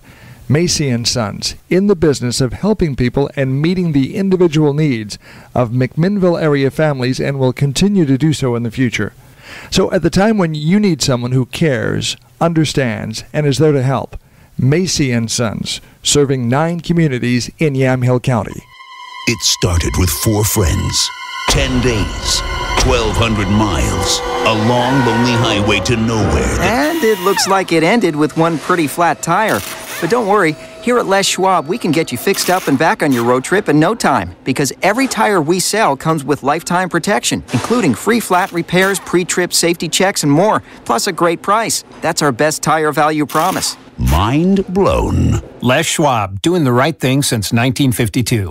Tiger fans, if you're going to tow something, regardless of how big it is, you need to talk to us at Newberg Ford. Ford builds trucks for every job, the #1 selling trucks in America for 37 straight years. And it seems like every trade publication and RV publication recommends them. At Newberg Ford, our guys are truck experts. You tell us what you want to haul, we'll get you in a rig with the perfect combination of torque, horsepower, and fuel economy. You'll also appreciate our low prices. So visit us today at Newberg Ford, where we just work harder for you. Golden Valley Restaurant and Brewery is celebrating 20 years of serving you the best times and locally produced food in Yamhill County. Golden Valley Restaurant and Brew Pub at 980 Northeast 4th Street in McMinnville is local. Locally brewed refreshment, fresh local produce, steak specials every Wednesday night at 6 p.m. Golden Valley Restaurant and Brew Pub opens daily at 11, open till 9 p.m. Sunday, and most weekdays open till 10 Friday and Saturday. And they say go McMinnville and Newberg High School. Well, we're here at the halftime show. Our score right now is still 7-7, and that has not changed, fortunately. But it has been a great ball game in the sense that we've had a little bit of everything happen here tonight. So we'll talk more about that, and we'll have a great second half. The rain has seemed to stop here now during the halftime festivities. Games to talk about, once again, Willow Mine is at Amity tonight. Horizon Christian is at Dayton. Sheridan is at Jervis. Astoria is at Yamhill Carlton. And I want to remind you that we will have all the Linfield action tomorrow, but you've got to get up early for this one. Linfield will be at Cleveland Case Western for a 9 o'clock kickoff. We'll have the pregame show at 8:30. You can hear all the action here on AM 1260 KLYC. Let's check around scores from around the state of Oregon right now. Southridge is on top of Beaverton at home, 21-7. And let's see, Century is trailing to Forest Grove at Forest Grove. Right now it is 13-11. All of Forest Grove's points were in that first quarter so far. North Medford is at home, and they are beating up on Crater 26-14. David Douglas is on top of Barlow, 7-3. No score from Gresham or Centennial. Glencoe is on top of Hillsborough at home, 14-7. Clackamas on top of Lake Ridge at home, 17-8. That's an interesting game there. We'll try to get you a score, all 17 points for Clackamas in that first quarter. West Salem demolishing Lincoln at home on the black turf, 21-0. Probably the most interesting score so far of the night is North Salem at home on top of McKay right now, 12-0. And folks, I hate to tell you this, but Tigard is throttling our Grizzlies tonight by a score of 34-0. And we got a score from South Salem High School. My Saxons are trailing to McNary currently 17-6. Of course, that is former assistant coach Isaac Parker going over to McNary. This is his second year. He is taking on his old buddy and coach Scott Dufault, and right now Mr. Parker is having the early laugh in that one. That one hasn't even gone to halftime yet. Let's see, Canby at home against Oregon City. A little surprising. It's tied up at 7 right now in the second quarter. Central Catholic Oliver Reynolds 14-0. South Eugene trailing to Roseburg at Roseburg 12-zip. Sheldon all over South Medford 35-0. And we've got Sprague on top of Grant 7-0 in the first quarter. Thurston trailing to Grants Pass at Grants Pass 21-7. and Westland Lake Oswego, no score into the second quarter. That would be an interesting game there if Westland Lynn could pull that off. Westview was at a low at 7-6 in the second, and Jesuit all over Sunset at home, 34-6. And once again, our score is Tualatin 7, Newberg 7. You're listening to the KLYC Game of the Week on AM 1260 KLYC, also on KLYC.us and OregonPulse.com. We'll be back after this 2-minute timeout. If you're involved in a vehicle crash, you need to take your car or light truck to a repair center that will fix it right the first time. The philosophy of J&W CarStar Collision Repair Center in McMinnville is relax. We'll take it from here. Roger Fowler stands by his crew's reputation. J&W CarStar Collision Repair Center, 1100 Northeast Lafayette in McMinnville. What are you saving for? It's a good question because big dreams are financed by smart savings, and there's no better time to start saving than when you're young. That's why First Federal waives monthly service fees and minimum balance requirements for account holders under 18 years of age. So skip or run to First Federal because your big dreams of tomorrow really do start with saving today. Your friends at First Federal are ready to help you invest in your tomorrows. First Federal. We're here for you. It will be an arduous journey of epic proportions, venturing out into the great unknown, exposed to the rugged, unforgiving elements, struggling for survival when... So, you're going car camping for the weekend. Here at Les Schwab, we can get you travel ready in no time. That's because every tire we sell comes with lifetime protection, including free pre-trip safety checks and more, plus a great price. That's our best tire value promise. I could hug you. Les Schwab, doing the right thing since 1952. High School Sports is brought to you by Davison Auto Parts in McMinnville. High school athletes strive to be the best they can be, and so does Davison Auto Parts. Davison Auto Parts, 1717 North Baker Street in McMinnville, takes pride in providing customers with the best quality parts and personal service. As a Napa Auto Parts dealer, Davison Auto Parts has fast access to an inventory of more than 400,000 parts. Davison Auto Parts, Baker Street, McMinnville, a trusted partner in keeping your vehicle safe on the road. Well, we're back here at Newberg High School. Brian Erickson, Jeff Ivey, and I've never seen a halftime where the coaches each decide they're going to take an official or an umpire and have a discussion with them. It has been a huge halftime of discussions, and the officials are right in the middle of the warm-up and everything. Yeah. It's a little awkward for them probably, because I wonder if they replayed that or something, but they blew that call, Brian, and egregious. That's the word I use, egregious. All righty. Well, it's time to get back to football. It is time to get back. The official wants to talk over to Tomlin now and say, hey, I want to talk to you more about this play. So, it is fun, folks. It really is. Well, to me, it's like he's covering, because you know that play is going to be sent to the OSAA following this game tonight. In a little video clip, I have a feeling, to say what gives. I think you've already tweeted about it, I think. I'm not sure. Yeah, I wish I would have had a video, because I don't know if I've ever seen a more obvious penalty not called. All right. I think the biggest thing right now is, Jeff, the weather has cleared up a little bit. The wind is still blowing a little bit, but the rain is gone. And we had the time. So let's talk about this. This is from the special weather statement for Central Willamette Valley. Of course, windy and very wet storm system for the weekend over southwest Washington and northwest Oregon. Of course, you've been listening to KLYC all day. Dave Adams, of course, bringing out all the information. He'll keep you updated all weekend as well. So you want to keep it tuned here to AM 1260 KLYC.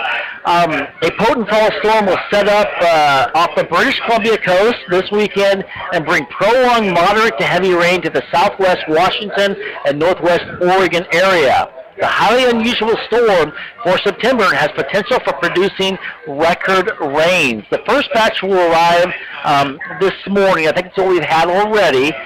North Oregon coast to the South Washington Cascades getting up to 2 inches of rain. Of course, I'm trying to read through here, Jeff, a little bit. The latest data indicates the jet stream will set up slightly further south than was expected this time yesterday, while still bringing a reinforcing punch of tropical moisture. This deep plume of moisture is being generated from former typhoon Pabuk, that's what it was. Located off the east coast of Japan. The second leading edge of rain will arrive around midday tomorrow, right around, perfect. Yeah, kickoff for the Oregon State game. Are we just going to do lunch at like Panera? Yeah, I think so. Moderate to heavy rain will then gradually shift south over the next 2 days, with heavy rain reaching the central Oregon coast, southern Willamette Valley, and central Oregon Cascades by Saturday afternoon or early evening. So we're going to have a 1-2 punch, it sounds like, tomorrow.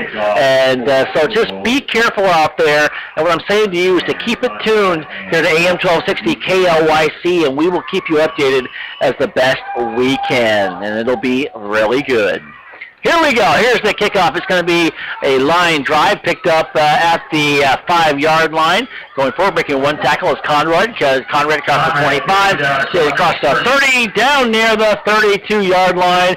And that's where the Tigers will take over. And, Jeff, I think you use the momentum now of the last play to end the half. But also, hey, you're in this game. You're tied 7-7. With the number 12 team in the state. That's right. Less, Brian. You've held your own there as James comes up, James Conrad comes up just a little bit gimpy. He's going to be fine, though. He's walking off under his own power, maybe just shaking off some little coldness there, cold stinger. All righty, it is 1st and 10 from the 32, and handoff going to McCarthy, I think. And McCarthy is just going to be choked down to about the 37-yard line. Nice run there, and we'll call about 6 yards there from McCarthy. And really, he hasn't had too much success tonight. No, he had 2 carries for -1 yard in that first half, and there he quintupled the amount of offense he's had. 6 yards on the carry. 2nd and 4, beautiful position now for Newberg's offense to get something going. You go for something big. You got single coverage on the far side. Oviatt's got a little bit of time. Topfest goes forward, and he has hit once. And he's going to be short of the line of scrimmage. And we've got a little bit of roughhousing down there going on. Dane Jensen, I don't know if he's playing hands or what with one of the other, Tualatin player. Of course, no Name. So they were just kind of pushing each other around a little bit. This game has been a little physical. Let's get, it's going a little, who was that? Let's get physical. Olivia Newton-John? Oh, no, don't do that. Here's a handoff, and Topfest, I believe. Actually, that's not Topfest. That's going to be Hardin, and Hardin's going to get just enough for our first down, and a first down for the Tigers. Tell you what, a little more pep in this official on the near side running. I've noticed him hustling a little more, so maybe even the head official said something to him as he's now walking back towards T.J. Tomlin and talking to him again. There's a lot of talking going on by the officials and the coach. I don't know if that's necessarily very good, but we'll see. We got the wishbone formation once again, 10-28 and counting, and Oviatt's going to hand it off, and going nowhere, in fact, backwards maybe, is McCarthy for a loss of 1. Yeah, they've gone to the well maybe 3 too many times right there, Brian. That was basically the same play they've run the whole time. Give him a loss of a couple. Going to bring up 2nd and long, and that's not where you want to be when you're Newberg. Well, Jeff, you go to the well this time of year, and after this weekend, it might be pretty good. You're going to get some water. There you go. There's a lot of metaphors with that. Your aquifer is being replenished even as we speak. Finally. Yes. There we go. Wishbone formation once again as Oviatt drops back, throws it. He has a receiver. It is caught by DeLashman. He gets across the midfield stripe. A gain of 8 yards. He's going to bring up a nice play there. They're about 2 yards short, but a nice slant pattern.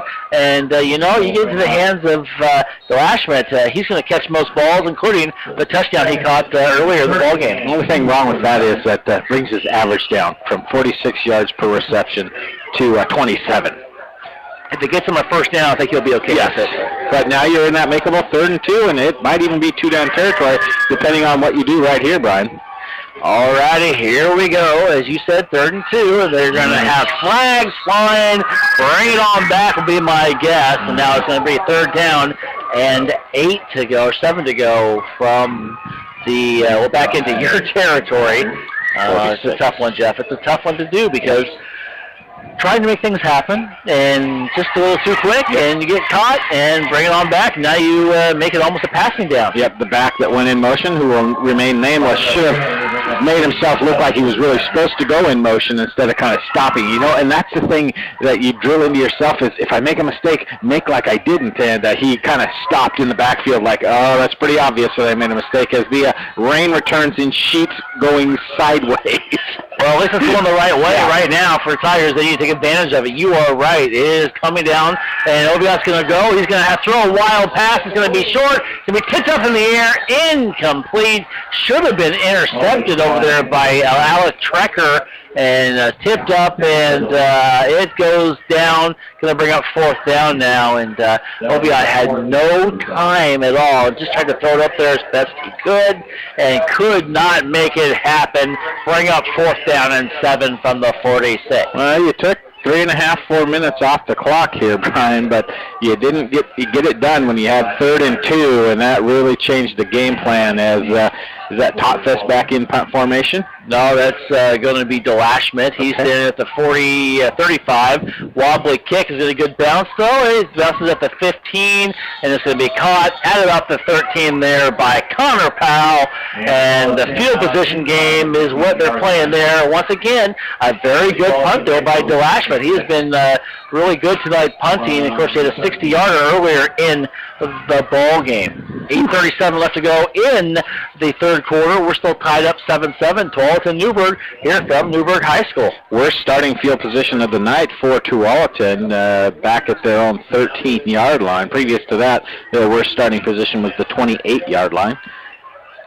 Well, the wind and rain are really coming down. Wow. As you said earlier, in sheets, and this could be interesting to see if this closes down the passing game.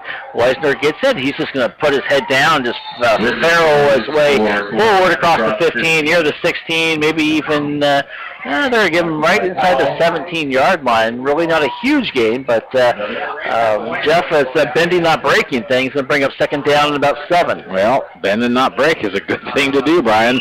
You did it earlier in the game. Let's just continue to do so. And if you give up some yards, that's okay, but don't give up the points that can come along with big yards. Alrighty, it's going to be a shotgun formation once again. And they go, and they throw the right. Schroyer does. He gets his receiver. It is caught just past the 20-yard line to Nicky Reed, and it's going to be short of a 1st down. It gave him a few yards. And they've got to get to inside the 20, or just outside the 23-yard line is where they need to go. So they're going to be a couple yards short, 7:39 and counting. Hope you're having a great night here. Listen to KLYC McMinnville. Thanks for asking, or wishing I was, or whatever. I'm just wishing you are. All right, here we go. 3rd down and 2 now. Shotgun formation. He's going to keep it. He's going to be hit once. He's going to be going forward. He's going to fall across the line of scrimmage, it looks like, as he throws the ball up in the air. And it's going to be a 1st down by about a half yard there for Schroyer. Ooh, tough one. Yep, very tough one. Needed 2.5 and got 3 on that one, where they mark it at the 24-yard line. After the first 2 possessions of the ball game, it looked like this defensive line was going to get manhandled by the Tualatin offensive line.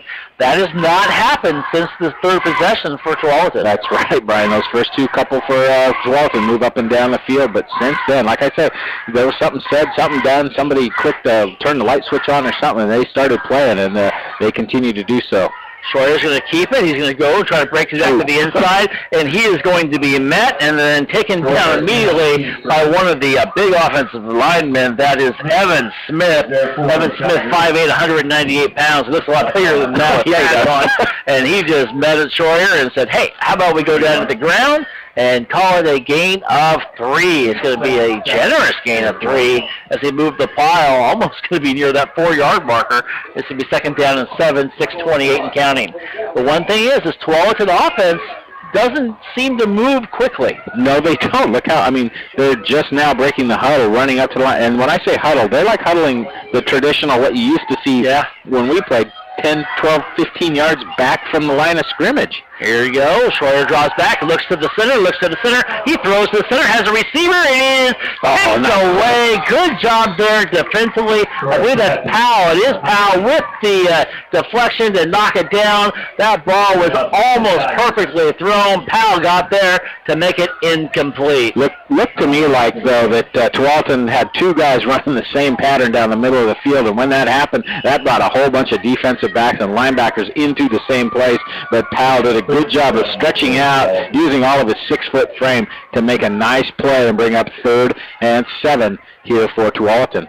One thing we haven't seen in this possession is Weisner very much. No, we haven't. Really, and so we'll see if they go to him now. 3rd and 7, maybe a passing down. Weisner is dotting the I in the backfield. They've got pressure, and they're going to throw a little pass here, and it is incomplete. Pass intended for Cameron Fry, and Fry paid the price as he was hit, and his head just snapped backwards, and he just kind of fell to his knees. Good play there by the Tigers to make sure he didn't catch it, and it's would have been short of the first down anyways. It's going to bring up 4th down now with 5:58 to go in the 3rd quarter. Doesn't look like Newberg's got enough guys out there right now. There we go. Somebody's coming on the field. Sometimes it's whoever can count to 12 or 11 the fastest. Right. Sometimes 12 too. Ryan Hyatt back to punt at the 17-yard line. It's going to be a wobbly kick. Going to bounce it about the Tigers 47, and then downing it at the 43-yard line will be Graham Russell, the senior, and that's where the Tigers will take the ball. Alrighty, as we get ready to go, I want to say hello to Chris Forsyth, who is listening to the game on KLYC.us. So he agreed with the last play of the game as well. So he's on the first half. So the last play of the first half, I should say. It could be the game too for some of us. The rain continues to fall here. And it is coming down very hard, but Tigers have the ball, and there's a handoff, and met at the line of scrimmage and going nowhere. Looked to be Totfest. No, it's not going to be. That is Harden. They've been giving the Harden the ball a few more times here in the second half, and he is just met, in fact, behind the line of scrimmage for a loss.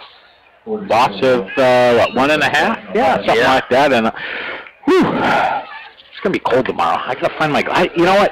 I don't know when the last time I had my gloves out was. I think it's like probably our November game at Nicholls State or something. It's going to be cold, and I'm used to press box. Can I get up there with you tomorrow? Any chance? Hey, no problem. No problem. Hey, the hands on the as they go in the handoff. No, it's going to be a keeper, and Novias is going to take it, and he's going to get, he's going to lose about a half yard as well. And we talked about that defensive line, the offensive line. The defensive line, they struggled a little bit too, but they seem to be stepping up here on this drive. A little bit, and I'll tell you what, though, Brian, this is the point in the ballgame where I start worried about the lines for both offense and defense at Newberg, because so many guys play both ways. Do you start getting tired? Do you start getting a step slow? Do you start losing technique to drive off the ball on offense? And do you start reaching and grabbing on defense instead of getting in front of a player? That's when big plays can happen, and I just hope that Newberg cannot do that tonight. And this is a big play here, 3rd and 11. It is. It's 4:22 and counting. Oviatt isn't going to have enough time. Totfest in motion. They're going to roll to the right. Totfest to give him some protection. They throw, and it is incomplete. McCarthy tried to one-handed. His ball was kind of thrown a little bit behind him. Couldn't get it. Goes to the turf, and Newberg will be punting. This is the second game in a row, Jeff, that the Tigers have been in a close, low-scoring battle. Last week, they lost 6-0. Who has the fortitude to keep it going? Does Tiger have a little bit more experience? Will that help them? I think that might be experience, but it also might be depth, Brian. Ball is dropped, but picked up there by DeLashman, fortunately, and it takes a bounce at about the 23-yard line, make it the 25, and DeLashman lucked out because he dropped the ball, and it bounced right up to him. That could have been just disastrous there for the Tigers on their punting game. Yeah, and the other thing, though, was, Brian, because he dropped the ball, he was free game, and so there was no roughing the punter. When the player came through, he ran right into him. But when you drop that ball, you're a live player at that point. You lose all that protection that you get normally as a punter. And that player did the right thing by running into him, Brian. And it was still a 42-yard punt, though, so 25-yard line with 4:04 to go. Here we go. Schroeder's going to keep it. He's going to roll around the right side. He's going to block it. He's going to try to cut it in. Puts the shoulder down, and he gets it to about the 34-yard line. A gain of 9 yards for Schroeder as he gets good blocking upfield that time. Really nice play just to run it quickly off the right side and get blockers in front.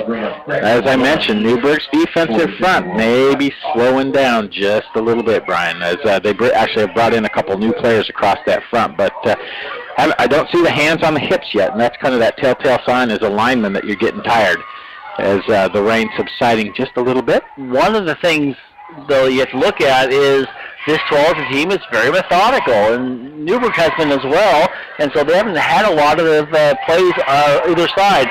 And Schroeder's going to go back, and he's going to be taken down.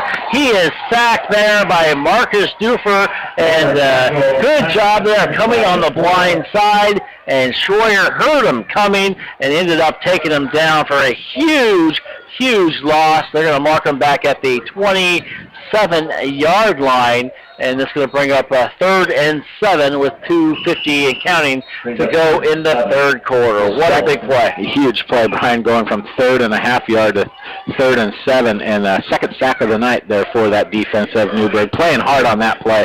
And I tell you what, big hole number 78, Matthew Springer, 6'5", 260, got a great push right up the middle to cause Schroeder to be thinking about what was coming. Reed is here on the near side. Single coverage. They're going to look for him. He says split across the center, and it's incomplete. They tried to go on the slant pattern quickly, and Jeff, I was saying to Reed, and the only thing I said that's because you look at Schroeder, he was looking right at him before the play started. He wanted to make sure Reed was on the same page, and they threw a slant route right there defensively, though. You got to say Conrad did a good job of being right there and ready to, he did hit him as soon as the ball was right there as well. And defensively, they stepped up, and we've got too many guys on the field once again. Do they get it off? They don't get it off. They're going to... I think somebody called timeout. Did they call a timeout? Yep. Wow, they call a timeout. We'll take it as well.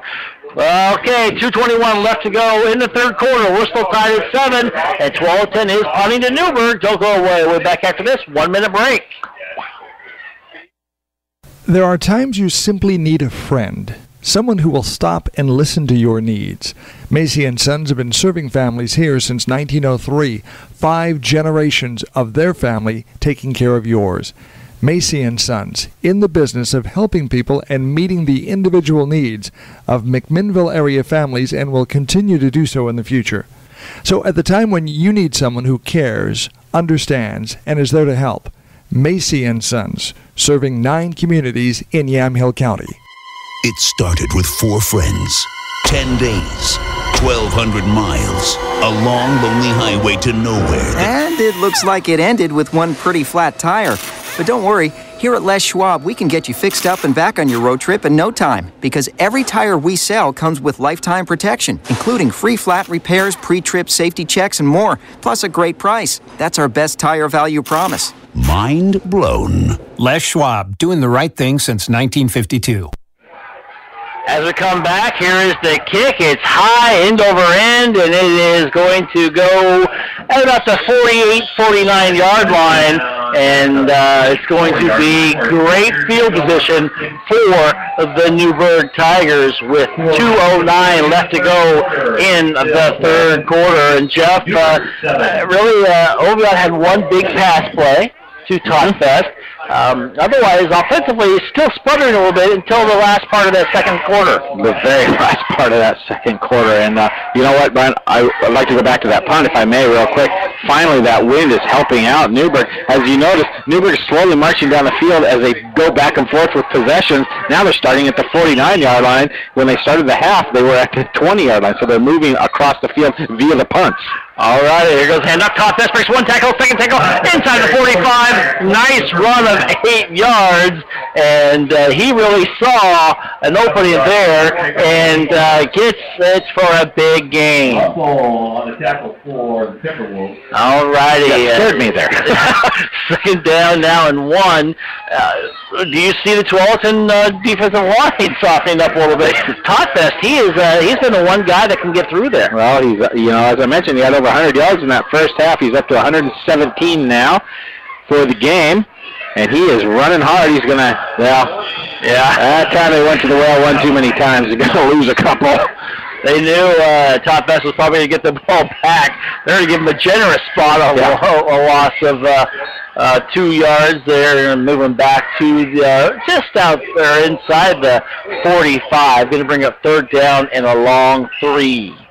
Score from South Salem High School. I want to let you know that McNary is up 17-9 now. That is a halftime. Okay. Yeah, so we'll get you some other scores from around the state as well. That is one that just happened to pop up there.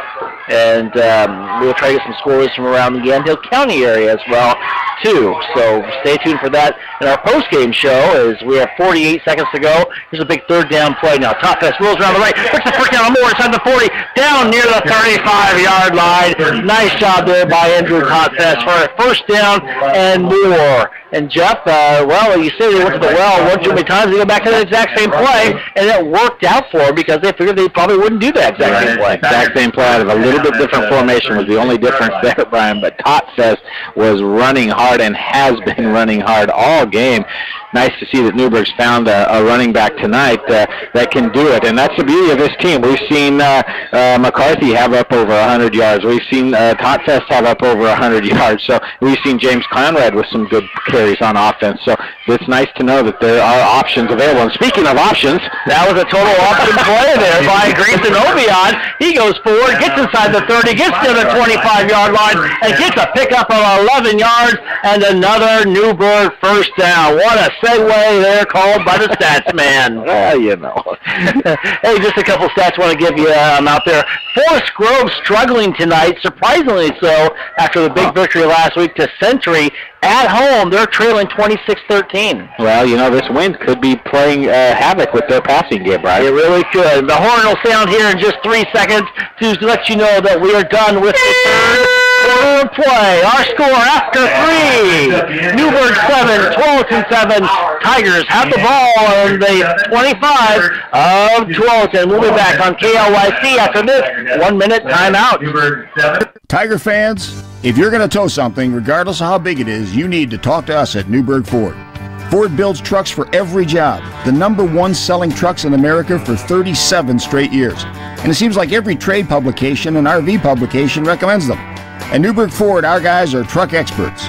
You tell us what you want to haul, we'll get you in a rig with the perfect combination of torque, horsepower, and fuel economy. You'll also appreciate our low prices. So visit us today at Newberg Ford, where we just work harder for you. Golden Valley Restaurant and Brewery is celebrating 20 years of serving you the best times and locally produced food in Yamhill County. Golden Valley Restaurant and Brew Pub at 980 Northeast 4th Street in McMinnville is local. Locally brewed refreshment, fresh local produce, steak specials every Wednesday night at 6 p.m. Golden Valley Restaurant and Brew Pub opens daily at 11, open till 9 p.m. Sunday, and most weekdays open till 10 Friday and Saturday. And they say go McMinnville and Newberg High School. Well, the Newberg Tigers and the Tualatin Timberwolves, Jeff, as we come back here, start the fourth quarter of play here at KLYC McMinnville. Brian Erickson and Jeff Ivey, the stats man, and the Tigers are threatening. They have the ball on the Tualatin 25-yard line. Here's the handoff to Totfest. He's going to turn his forward to the outside, goes forward, hits at the 20, and he lunges his way inside the 16-yard line, and a gain of almost 10 yards. And we've got an injury back at the 24-yard line for Tualatin. Injured player is going to get up slowly, and that is Sena, I believe. It is Garrison Sena, who we've talked about here a little bit tonight, and Sena's going to come off the field, and it's going to be very, very close. They're going to mark him back a little bit, Jeff. It's going to be second down and 1. They're going to say a gain of 9 yards. This game has gone pretty quickly here tonight so far. Just to say into relation to another game that we have here, South Salem McNary, as I gave you a score, they haven't even started the third quarter yet. They had a long halftime, apparently. It is not even homecoming, so. All righty, here we go. 11:26 and counting, and it's Todd Fest going to roll it around the right side, breaks it on the inside, and he gets it down to the 10. A first down and more, a gain of 7 yards. Maybe it's called 6 yards. Now the question is he going to be down outside the 10-yard line or right at the 10-yard line? As 11:20 to go in the ball game. Fair weather fans there is all I'm saying. Here, they've got some weather going on with the Tualatin fans, and it is going to be a first and goal from the 10. They're going to mark it inside the 10. Good call there, Statsman. All righty, Top Fest has had the ball with the last 2 plays here in this quarter. Let's see if they get a little misdirection at some point. Let's say, how about a lot of misdirection by a lot of players on Newberg's side, because a lot of the guys went on 1 when it was on 1.5. That's not what you want either. That's that mental mistake, Brian, that can, you're down deep in Tualatin territory, and now that penalty makes scoring that much more harder, because you are now down, way behind the down and distance. First and 15 is not good. That's all I'm going to say. It's not, and some people will joke and say, it just opens up the field, like me. But you have to be a passing team. Exactly. And you've got a little bit of, the rain has kind of stopped again. Yeah, but no wind to really speak of, but that could change in an instant. I would dare show you the radar that I just looked at. Wishbone formation. Top Fest gets nowhere, goes forward. They grab him from behind again. No call there. And he is going to be marked at about the, 17, maybe just inside the 13-yard line. Let's see, will they mark him over there? I guess both officials are right there inside around the 13-yard line. Now it's going to bring up first and goal from the 13. Second down now. Second and goal. Second goal, excuse me. And Jeff, we talk about both teams taking their time. Mm-hmm. They're taking their time right now. Newberg down to 10 minutes here, almost 10 minutes to go in the ball game. Drive now over 4 minutes long. And I like the methodicalness. I do too. You got to put points on the board. Here we go. Wishbone, here we go. They're going to throw to the far side. As a receiver goes up for it. It is incomplete. 2 guys there to go for it. And I thought Glashman had a chance for it. He could not get to it. And Russell for Tualatin, and the ball kind of falls to the ground. I was going to say, it looked like Russell had a chance for it too. It looked like it almost just went through his hands. He put his hands up like he was signaling touchdown. And it looked like the ball went right through it, close to Tot Fest, but nobody able to make the play. And 3rd and 13. The question here, Brian, is this 4-down territory, or do you kick a field goal into a wind now that has picked up again? You're right. You're right. The flag is just picked up again. You know the forecast, and here we go. Let's see if we get there first. 3rd and goal from the 13. Oviatt hands it off to Todd Fest, rolls on the right, breaks on the inside 10. 5 goes in, lunges forward, and he fumbles into the end zone, and the ball's still on the end zone, and it's going to be picked up by... No. Let's see. Don't tell us, Jeff. The official is pointing to the ground that he was down at the half-yard line, Brian. Wow, that's a big break. You could say makeup call, but I agree with you. It is a big break there for Newberg, and coaches on the other side not happy about it, rightfully so. Yeah, that's the makeup call, because that is the official that blew the call earlier. So it is 4th and 1 now, and I guarantee if Oviatt doesn't keep it or Totfed doesn't get it, I would be totally shocked.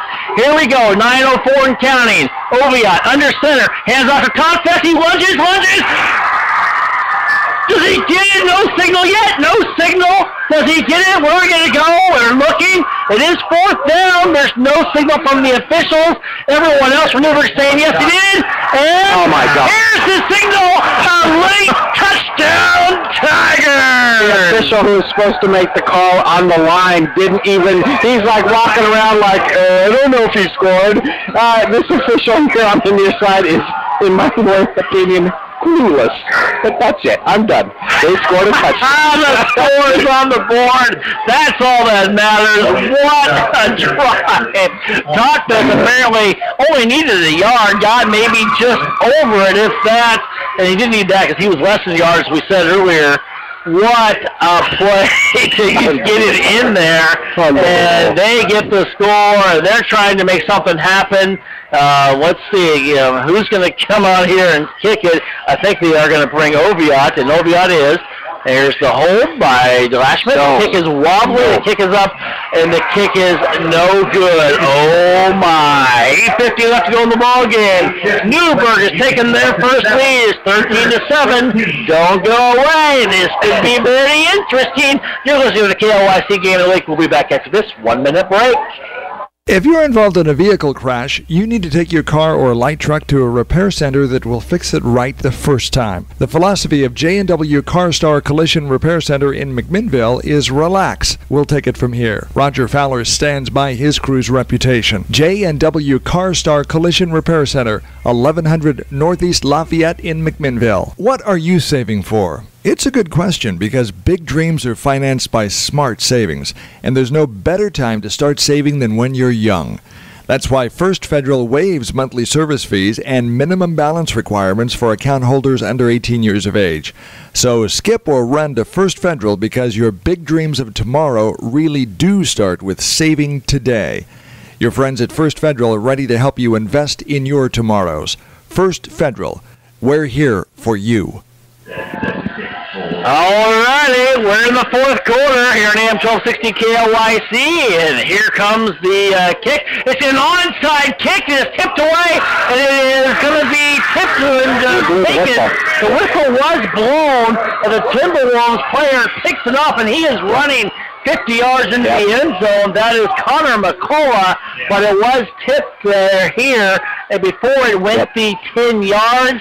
And fortunately so, because that'll bring it way back. Wow, an onside kick there. That is huge, Jeff. That is Ian Holstead who came on to kick that. I thought something was weird when he didn't see Galashmic coming on to kick our Oviatt.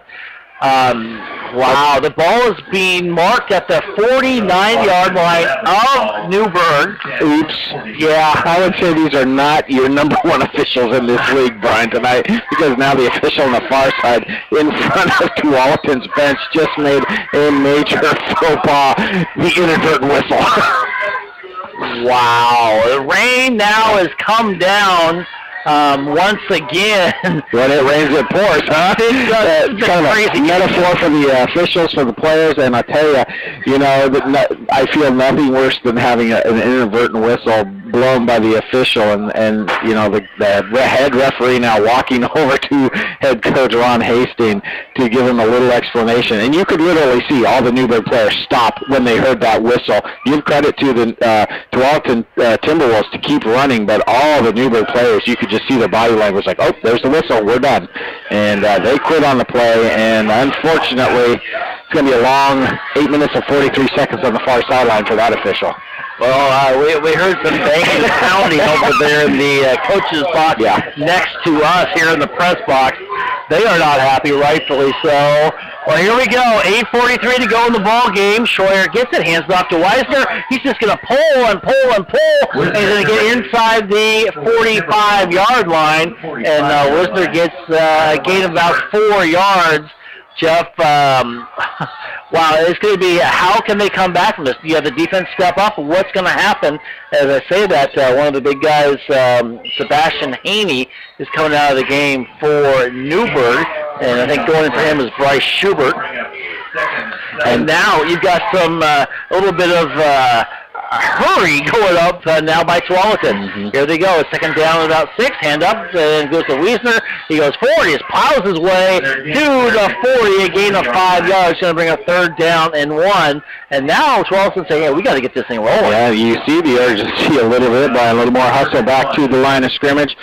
In the huddle already and getting ready to break it. And third one, you got to figure, maybe you don't have to go for it yet, but need a big play here on defense. All right, they're just going to pack it in, and Wisner's going to get it. He's going to break one tackle, second tackle still on his feet inside the 35, hit, and down at the 32-yard line, finally drugged down. A 1st down and more, and this is, I think, urgency is the biggest thing, Jeff, because now you see this Tualatin offense starting to move the ball quickly with 7:46 to go in the ball game. Right now, Newberg leads 13-7. 7. This is something that I thought we would see in the game a little earlier, a little more up-tempo speed, maybe not up-tempo, but a little quicker tempo, and we're seeing that right now from Tualatin. I formation with just a heavy dose of Wisner now, and he goes forward. He gets to the 30-yard line, a gain of 2, and going to bring a 2nd down and 8, and they're just handed off to him, saying, you know what, we're going to just wear you down. A little bit late to do that, though, I think, with 7:18 to go in the ball game. Defensive line rotation working nicely for Newberg right now as they're bringing in looks like every 2 plays bringing in a new defensive lineman along that front. So trying to keep them fresh anyways for this big last 7 minutes of the football game. Put some height in there, maybe to knock it down. As Schroeder gets it, he's going to be hitting the behind the line of scrimmage and just holding on to him as Doofer, and he drags him down finally at about the 20, inside the 27, a gain of about 3 yards, and really Doofer met him back about 4 yards behind that, but Schroeder did a good job of just kind of saying, hey, okay, let's go for a ride here. That's what he did. Third, almost 5, not quite. 3rd and 4.5, 5 yards for the Timberwolves. Under 6.5 minutes left to go in this ball game. Schroeder, shotgun formation, hands it off and going forward and breaking 1 tackle and getting the 1st down. That time is Alonzo Igasmar, and Igasmar gets a 1st down, 1st carry of the ball game for him. Say that name 5 times fast. Yeah, Igasmar. He's a senior, 5'7", a little bit different than Wiesner at 6'1", 200 pounds. And here we go. It's going to go to the right side. Going to have a little bit of speed and hitting once. The ball's on the ground. Who's going to get it? Oh, the Tigers are jumping on it. And on the far side, I don't see a Tiger standing up except for 1 lineman. No indication yet of who has the ball as they unravel this pile, and they are going to say it's Tualatin ball. Wow, Igasmar is lucky there, Brian. Wouldn't be surprised to see him come out now. Well, coach is not happy, and he's yelling at somebody, and that is huge. You give the ball to Igasmar, who hadn't played really all game or had the ball all game. He gets it 2 plays in a row, and he drops it on the, what was the 3rd play he had it? Drops it on the 2nd one, and that's huge, especially with this wet weather, wet ball, and that was almost a huge mistake for Tualatin. You wonder what the thinking is. Why don't you have Wiesner in there unless he's hurt? Here we go, rolling off Schroeder's going to get pressure. He's hit once, he gets out of it, and he's going to be taken down big time there by number 79. I don't have 79 on the roster. No, not me. We'll have to get that 79 on the roster. Henry Kitty. Meow. All I have to say is, wow.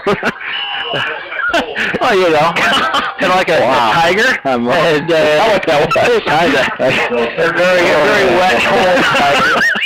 We're at 4:50 counting to go in the ball game. 3rd down and 11.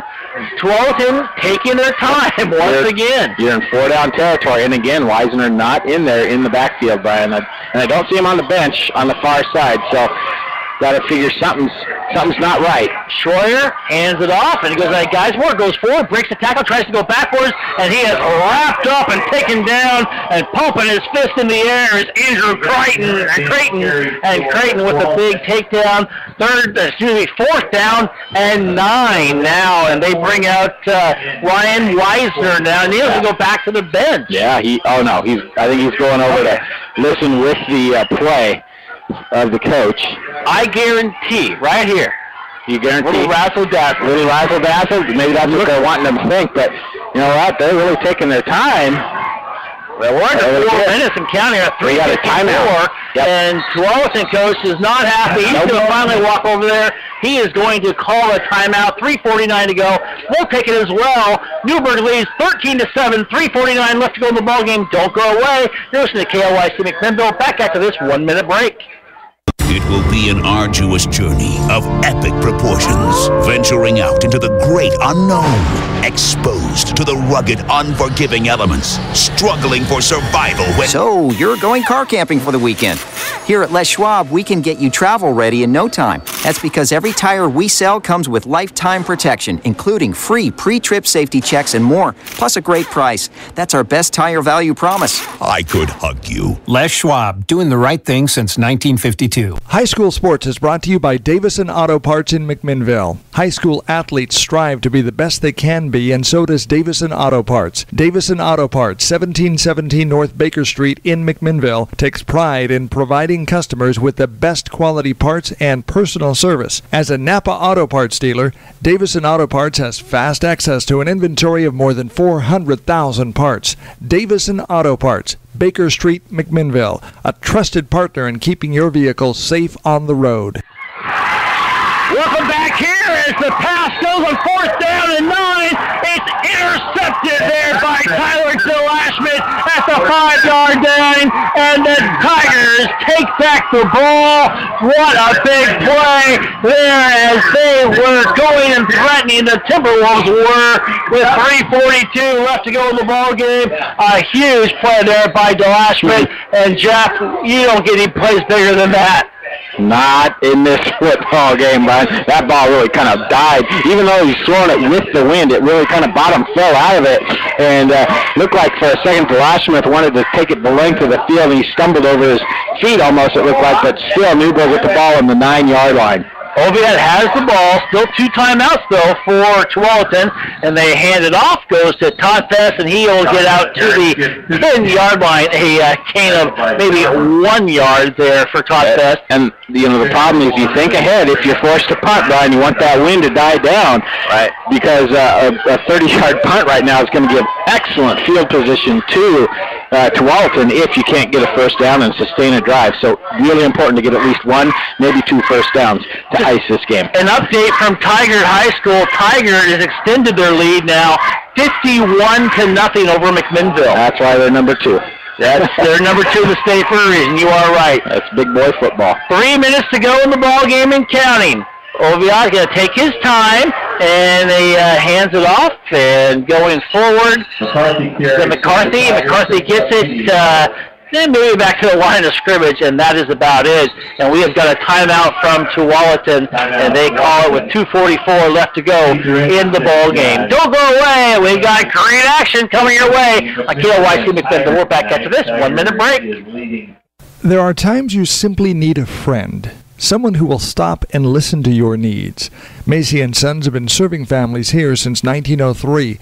5 generations of their family taking care of yours. Macy & Sons, in the business of helping people and meeting the individual needs of McMinnville area families, and will continue to do so in the future. So at the time when you need someone who cares, understands, and is there to help, Macy & Sons, serving 9 communities in Yamhill County. 99W, as it enters Newberg, might as well be called Electric Avenue, because the 3 most exciting electric cars in America are right here at Newberg Ford. Focus Electric gets 110 mpge and goes nearly 80 miles on a single charge. C-Max Energy and the amazingly attractive Fusion Energy are both rated at 100 mpge and can drive unlimited ranges as 47-mile-per-gallon hybrids. So Tiger fans, stop wasting money at the pump and come see us today at Newberg Ford, where we just work harder for you. Back here's 3rd and long, and Oviatt keeps it. He goes forward, not very far, though, and there's going to be another timeout by Tualatin as they are going to burn it here with 2:45 to go. And Jeff, that's their 3rd timeout of the half. So they have no timeouts left with 2:45 to go. I could have sworn it was 2:44 earlier, but I must have had some time back on the clock when we weren't looking. So 2:45 to go in the ball game. It is Newberg 13. It is Tualatin 7. And Jeff has come down to punting earlier. Let's take a look at the punt. First punt they had over his head, and they got lucky. His second punt, 60-some yards. Newberg has yet to punt into the wind, Brian. There you go. They're averaging 45 yards a punt. See if they even come close to that, as Tualatin had to punt the ball twice in that second or third quarter. They got 30-yard punt and a 24-yard punt. So this is huge. Tualatin could get field position at the 30-yard line, depending, as I believe the punt returner is way too far back at his own 45. Ball is sitting on the 11-yard line. DeLashman's going to be standing inside his own end zone. The wind is picked up a little bit. You look at the flag on the far left side, the opposite side of the field. It is blowing from the south. Here's the snap, a little high, but he gets it down. He's going to hurry up and get it. It's going to be a bad wobbly punt. Maybe go to about the 20, and it takes a big bounce over the head of the Tigers, and they're going to mark it at the 16-yard line. DeLashman had to get it off in a hurry. DeLashman, there's a flag back at the goal line. Didn't see it. Going to go against Tualatin. Is that roughing the kicker? Is that what they're saying? I don't know if it was personal foul or just running into. They're going to talk to the coach. Wow. Wow, that is a huge break, and they're talking to Coach Tomlin, and they're going to say fourth down, running into the kicker. So they get a break. Ball would have been at the 16-yard line, but now they're going the wrong way. Yes, they are. They got to bring it back. The official's like, yeah, I hear it. The players were saying that to him as well, so they rectify it. And they're going to place it at the 16 now, and DeLashman will be standing in his own 5. Now, a lot of things have to go right here, Jeff. Yes, you have to have a good snap, They and you have to get a good kick. Yep. They are going to rush this kick. They had time to do it before. Here we go. Good step. He's going to get it off. He is going to get it off. It's going to be a wobbly kick in the wind. It's going to hit it about the 48 and then go out of bounds at the 47-yard line. Much better than the 16-yard line. 2:28 left to go in the ball game. This one is not over. Don't go away. You're listening to KLYC McMinnville. Brian and Jeff here with you on this Friday night. Hasn't been a beautiful ball game, but it's been very, very exciting. Very exciting, Brian. And that, we talked about the punts into the wind that Tualatin had of 30 and 24. That one, a 31-yard punt. So that wind is worth 17 yards. Wow. All righty, here we go. Ball's placed at the 47 of the Tigers. 2:28 to go. Schroyer comes out, shotgun formation. Wisner is not out there once again.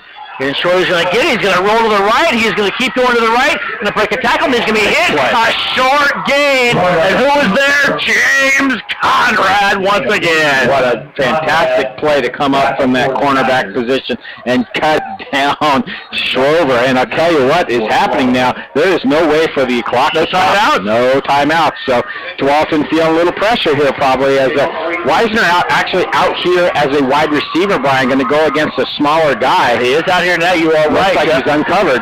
Here they go. Schroeder's rolling out. He's got pressure. He's going to be hit once. He's going to be hit twice. He's going to be sacked in the backfield. A loss of 7 yards back to the 46. Big at the 47-yard line. DeLashman was there. And also coming up big is Big Matthew Springer. Loss of 6, Brian. 2 downs to victory, if you can say that, as you got to keep them from getting the first down. Clock continues to roll under 1 minute and 30.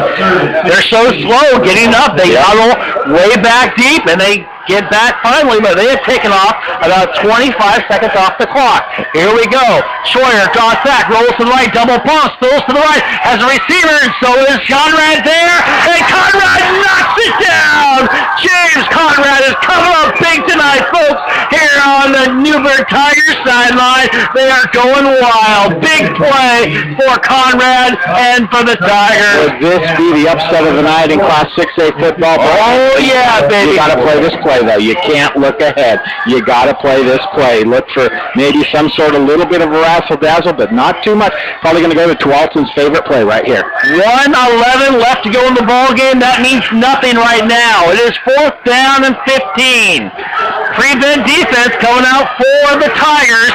Schroyer draws back, looks to the left, double pumps, throws it. It is up, and it is kicked in the air, incomplete. No, and they deny him. Tackle is hit for Wisner, knocks it down, and the Tigers will take over with 1:04 to go in the ball game, leading by a score of 13-7. Coach Tomlin, I'm as excited as I've seen him in 3 or 4 years, baby. Wow, that is awesome, as Newberg is going to take a timeout to get their thoughts together to focus to this last 1 minute and 4 seconds, Brian. Well, Jeff, there are very few times you feel this press box rock and roll. We have felt it twice here tonight. That 4th down was the second time. What a huge play by the defense. This defense has come out and just looked awesome since halfway through the first quarter, Brian. Like I said, somebody said something. I don't know if it was a player, a coach, a teammate, somebody on the sideline. I don't know what it was, but that defense stepped it up after that first couple of drives that Tualatin had and looked like they were going to just put points up on the scoreboard all night long. And I think even off the air we had said, oh boy, this could get ugly. It got ugly, but it got good ugly for Newberg. Yes, it did. I know my voice is gone. I'm sure yours is going that way as well. This has been a great, great thing to see tonight by this Newberg team because they have looked great after that first two possessions of the ball game. 1:04 left to go. Really, Tualatin can't stop the clock anymore. Ball is placed at the 48-yard line of Tualatin, and they're going to get another 2 snaps out of here. Here we go, and dropping back is Oviad, and he is hit, and he just piled on. He tried to take some extra time off the clock, and Tualatin did a good job and just tried to knock the ball out, and they're going to mark it down. Fortunately, they came up with the ball, and they are going to stop the clock now, and we've got a penalty. And a second set to go against Newberg. Interesting call here. 12 men on the field, illegal substitution, yeah. They just realized that? Yeah. Well, took some time off the clock, I guess. And so if you're Tualatin, though, do you say, what do you do? Can you decline it? So they're going to move it back. They're going to move it back. Okay. 10-yard penalty. It's a big penalty. Yep. The thing is, it stopped the clock, Brian.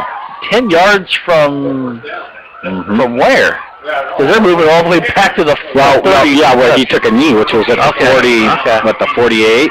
But the ball was snapped up there at the 48, 40 on the opposite side.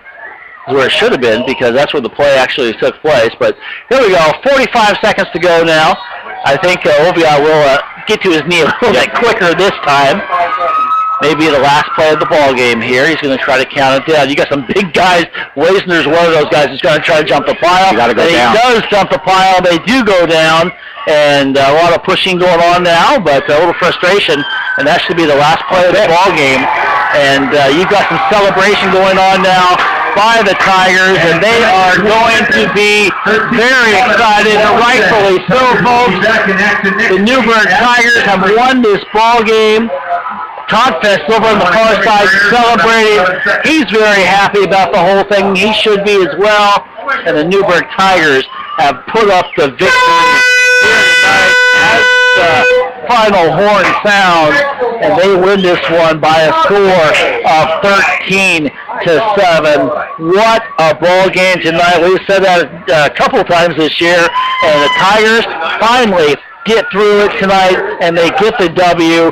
They now go to 2-3, and they knock off the number 12 team in the state. And you're going to see a lot of excited fans here in just a second as they go over to their fans and celebrate, and rightfully so, after this big victory.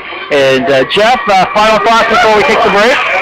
Wow, that's awesome. That's how you finish a game, Brian. That's how you see players grow and make big plays when they had to. None bigger than James Conrad knocking the ball down, and the interception at the end by Dallas Schmidt really to seal the deal. And then, you got to think, wow, what if that punt of 5 yards had what if the kicker had not been run into? Would we be looking at a 14-13 loss, Brian, tonight? Great job by the defense and a good enough job by the offense to get things done. Well, the fans are still swarming the field here tonight. Kind of fun to see after the big victory tonight, and they are going out there and happy, and they come up with a big victory.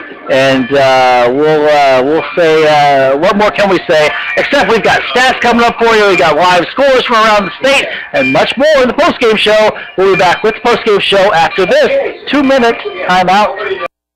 Golden Valley Restaurant and Brewery is celebrating 20 years of serving you the best times and locally produced food in Yamhill County. Golden Valley Restaurant and Brew Pub at 980 Northeast 4th Street in McMinnville is local, locally brewed refreshment, fresh local produce, steak specials every Wednesday night at 6 p.m. Golden Valley Restaurant and Brew Pub opens daily at 11, open till 9 p.m. Sunday, and most weekdays open till 10 Friday and Saturday. And they say go McMinnville and Newberg High School. If you're involved in a vehicle crash, you need to take your car or light truck to a repair center that will fix it right the first time. The philosophy of J&W CarStar Collision Repair Center in McMinnville is relax. We'll take it from here. Roger Fowler stands by his crew's reputation. J&W CarStar Collision Repair Center, 1100 Northeast Lafayette in McMinnville. What are you saving for? It's a good question because big dreams are financed by smart savings, and there's no better time to start saving than when you're young. That's why First Federal waives monthly service fees and minimum balance requirements for account holders under 18 years of age. So skip or run to First Federal because your big dreams of tomorrow really do start with saving today. Your friends at First Federal are ready to help you invest in your tomorrows. First Federal. We're here for you. It will be an arduous journey of epic proportions, venturing out into the great unknown, exposed to the rugged, unforgiving elements, struggling for survival when... So, you're going car camping for the weekend. Here at Les Schwab, we can get you travel ready in no time. That's because every tire we sell comes with lifetime protection, including free pre-trip safety checks and more, plus a great price. That's our best tire value promise. I could hug you. Les Schwab, doing the right thing since 1952. Well, we come back here, and the exasperation, I don't know, sigh of relief, I think. Sigh of relief. And, you know, we talked about this Newberg team being the best 1-3 team in the state because they really could have been 3-0, 3-1 at one point. And they get it done here tonight over the 12th-ranked team in the state, Tualatin, by a score of 13-7. I am so impressed, Jeff, with this defense because they have really stepped it up this year, and I think that's the key. Last week, they gave up 6 points. Their offense gave up 6 points. Their defense didn't. Yeah. They did a shutout, losing 6-0. Offense struggled. Tonight, offense struggled. We had a good 12th defense, but the defense in Newberg came up big again tonight. They did, Brian, and you know what? You look at the stats in the first half versus the second half, they're almost identical. 155 yards of offense for Newberg in the first half, 174 for Tualatin in the first half, 41 in the second half for Tualatin, and 68 in the second half for Newberg. So big defenses played on both sides of the football. You know, there's several people you could go man of the match tonight for Newberg. You got Tyler Della-Schmidt, of course, with the interception. You've got Connor James with multiple pass defenses, awesome tackling, great job on defense. But Andrew Totfast, 155 yards on 20 carries and a touchdown. I mean, there's so many players. Tyler Della-Schmidt with an unbelievable catch for a touchdown. Shoestring type, in your fingertips catch. It was just like everything was going their way. They even overcame a couple questionable calls by the officials. May have gotten a makeup call by an official. In the end, they played their hearts out, and they really came through tonight. And, you know, one of the other things, they did a good job of holding Ryan Weisner. He had 88 yards in that first half, 22 in the second half. Brian finishes with 110 yards total offense tonight. And Brandon Schroyer was 1 of 6 in the first half for 72 yards. I'm sorry, 6 of 10 in the first half for 72 yards. He finishes the second half 1 of 7 for 5 yards. So big turnaround on offense, and that you mentioned that Newberg defense really came through tonight and won this game for the Newberg Tigers. Sigh is all you can do, you know. Yeah, look at that rain. Do you think it's going to stop between now and, say, noon tomorrow? Noon Sunday, maybe. Tomorrow, of course, Oregon State Beavers will be playing at home. It'll be taking on, what's that little school? The Buffaloes. Colorado. Yeah, that's right. Yeah, playing a little joke there. Yeah. But then Oregon also playing tomorrow night at 7:30. That'll be fun to watch. The Monsoon. Yeah, I was going to say the Monsoon Bowl. Or what was it? Pabook. Yeah. So that'll be the remnants of that. And just, folks, we joke around a little bit, the rain a little bit, but be safe. Yep.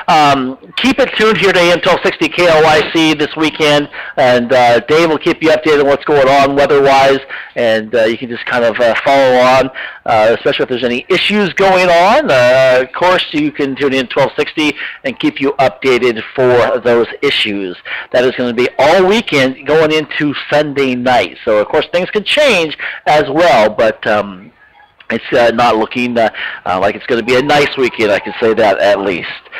Jeff, I'll run down a few scores here before we get out of here tonight. Beaverton losing to Southridge 35-7. Century big now over Forest Grove 32-13. You said it after this game that the Pacific Conference is going to be all messed up. That's going to mess things up a little bit as well, because Century not looking good this year. That's going to help both Newberg and McMinnville, actually, that loss. Exactly. McMinnville losing tonight right now 51-0. Crater, a little bit of a comeback. They're losing to North Medford 35-31. Barlow losing to David Douglas 30-20. Gresham on top of Centennial 14-7, and Hillsborough and Glencoe right now at home ahead 28-14. Lake Ridge trailing Clackamas 31-14. West Salem over Lincoln 28-7. McKay, my alma mater, 16. North Salem 19. That a little bit of a shocker to me. North Salem not that good. Got their first win, I think, in like 2 years. Yeah, at least a year. Last week. McMinnville now, you cursed it when you said 51. It's 58-0. And McNary now leading South Salem by only 2, 17-15. Oregon City losing right now to Canby at Canby 20-7. Central Catholic big over Reynolds 34-14. Roseburg 28, South Eugene 14. Sheldon big over South Medford 42-7, and is Sprague all over Grant 28-14. Thurston trailing Grants Pass 38-21. Newberg, of course, our victory here 13-7 over Tualatin. That could be the shocker in the state, as I mentioned. Going to send some waves through the conference. West Lynn leading Lake Oswego 7-3. Westview 14, Aloha 19. And Jesuit all over Sunset, 55-20. That is a big game there. Now I'll do a quick little check here before we leave to see if we can get you some scores. We've got some big games going on in 3A, of course, from around the county, Willamina, Amity, and we're just going to see if there's any of the scores. Dayton on top of Horizon Christian at halftime, 14-0. So big, 14-point lead right now for Dayton. Pleasant Hill losing to San Diego Christian 29-3. And we have Blanchett over Salem Academy 14-0. No score from the Amity game as well. Sheridan at Jervis. No score from there. Astoria and Yamhill Carlton, no score from there. But then tomorrow, I want to remind you that you can tune in at 8:30 for the pregame show for Linfield Wildcat football. Kickoff 9 o'clock from Cleveland, Ohio, as Linfield takes on Cleveland Case Western University. And that will be the game here on AM 1260 KLYC. Jeff, big victory tonight, and our final score here tonight, 13-7. Your final thoughts on this ball game? I never, when we were coming into this game, I never even gave Newberg a chance, to be honest with you. Tualatin, number 12 team in the state, but Newberg showed the grit and the determination to work through some things. I thought, especially after Tualatin moved that ball pretty relatively easily in that first half of the first quarter, that we were in for a long night. But we were in for a long night for another reason, because it's going to be a long night as the celebration will go on now for these Newberg Tigers as they beat, I wouldn't say handily, but they made the most of the opportunities, and at the end of the year, W is a W over the Tualatin Timberwolves. Well, next week, Hillsborough will be at McMinnville. That'll be the game we'll be carrying live on AM 1260 KLYC. Jeff and myself will be there. Next week, Newberg will be on the road taking on Century. Century with the lead right now over Forest Grove. So it could be very, very interesting to see how the Pacific Conference shapes up. And I think now, if you look at it, the Forest Grove, that kind of is interesting. that they beat McMinnville a couple weeks ago.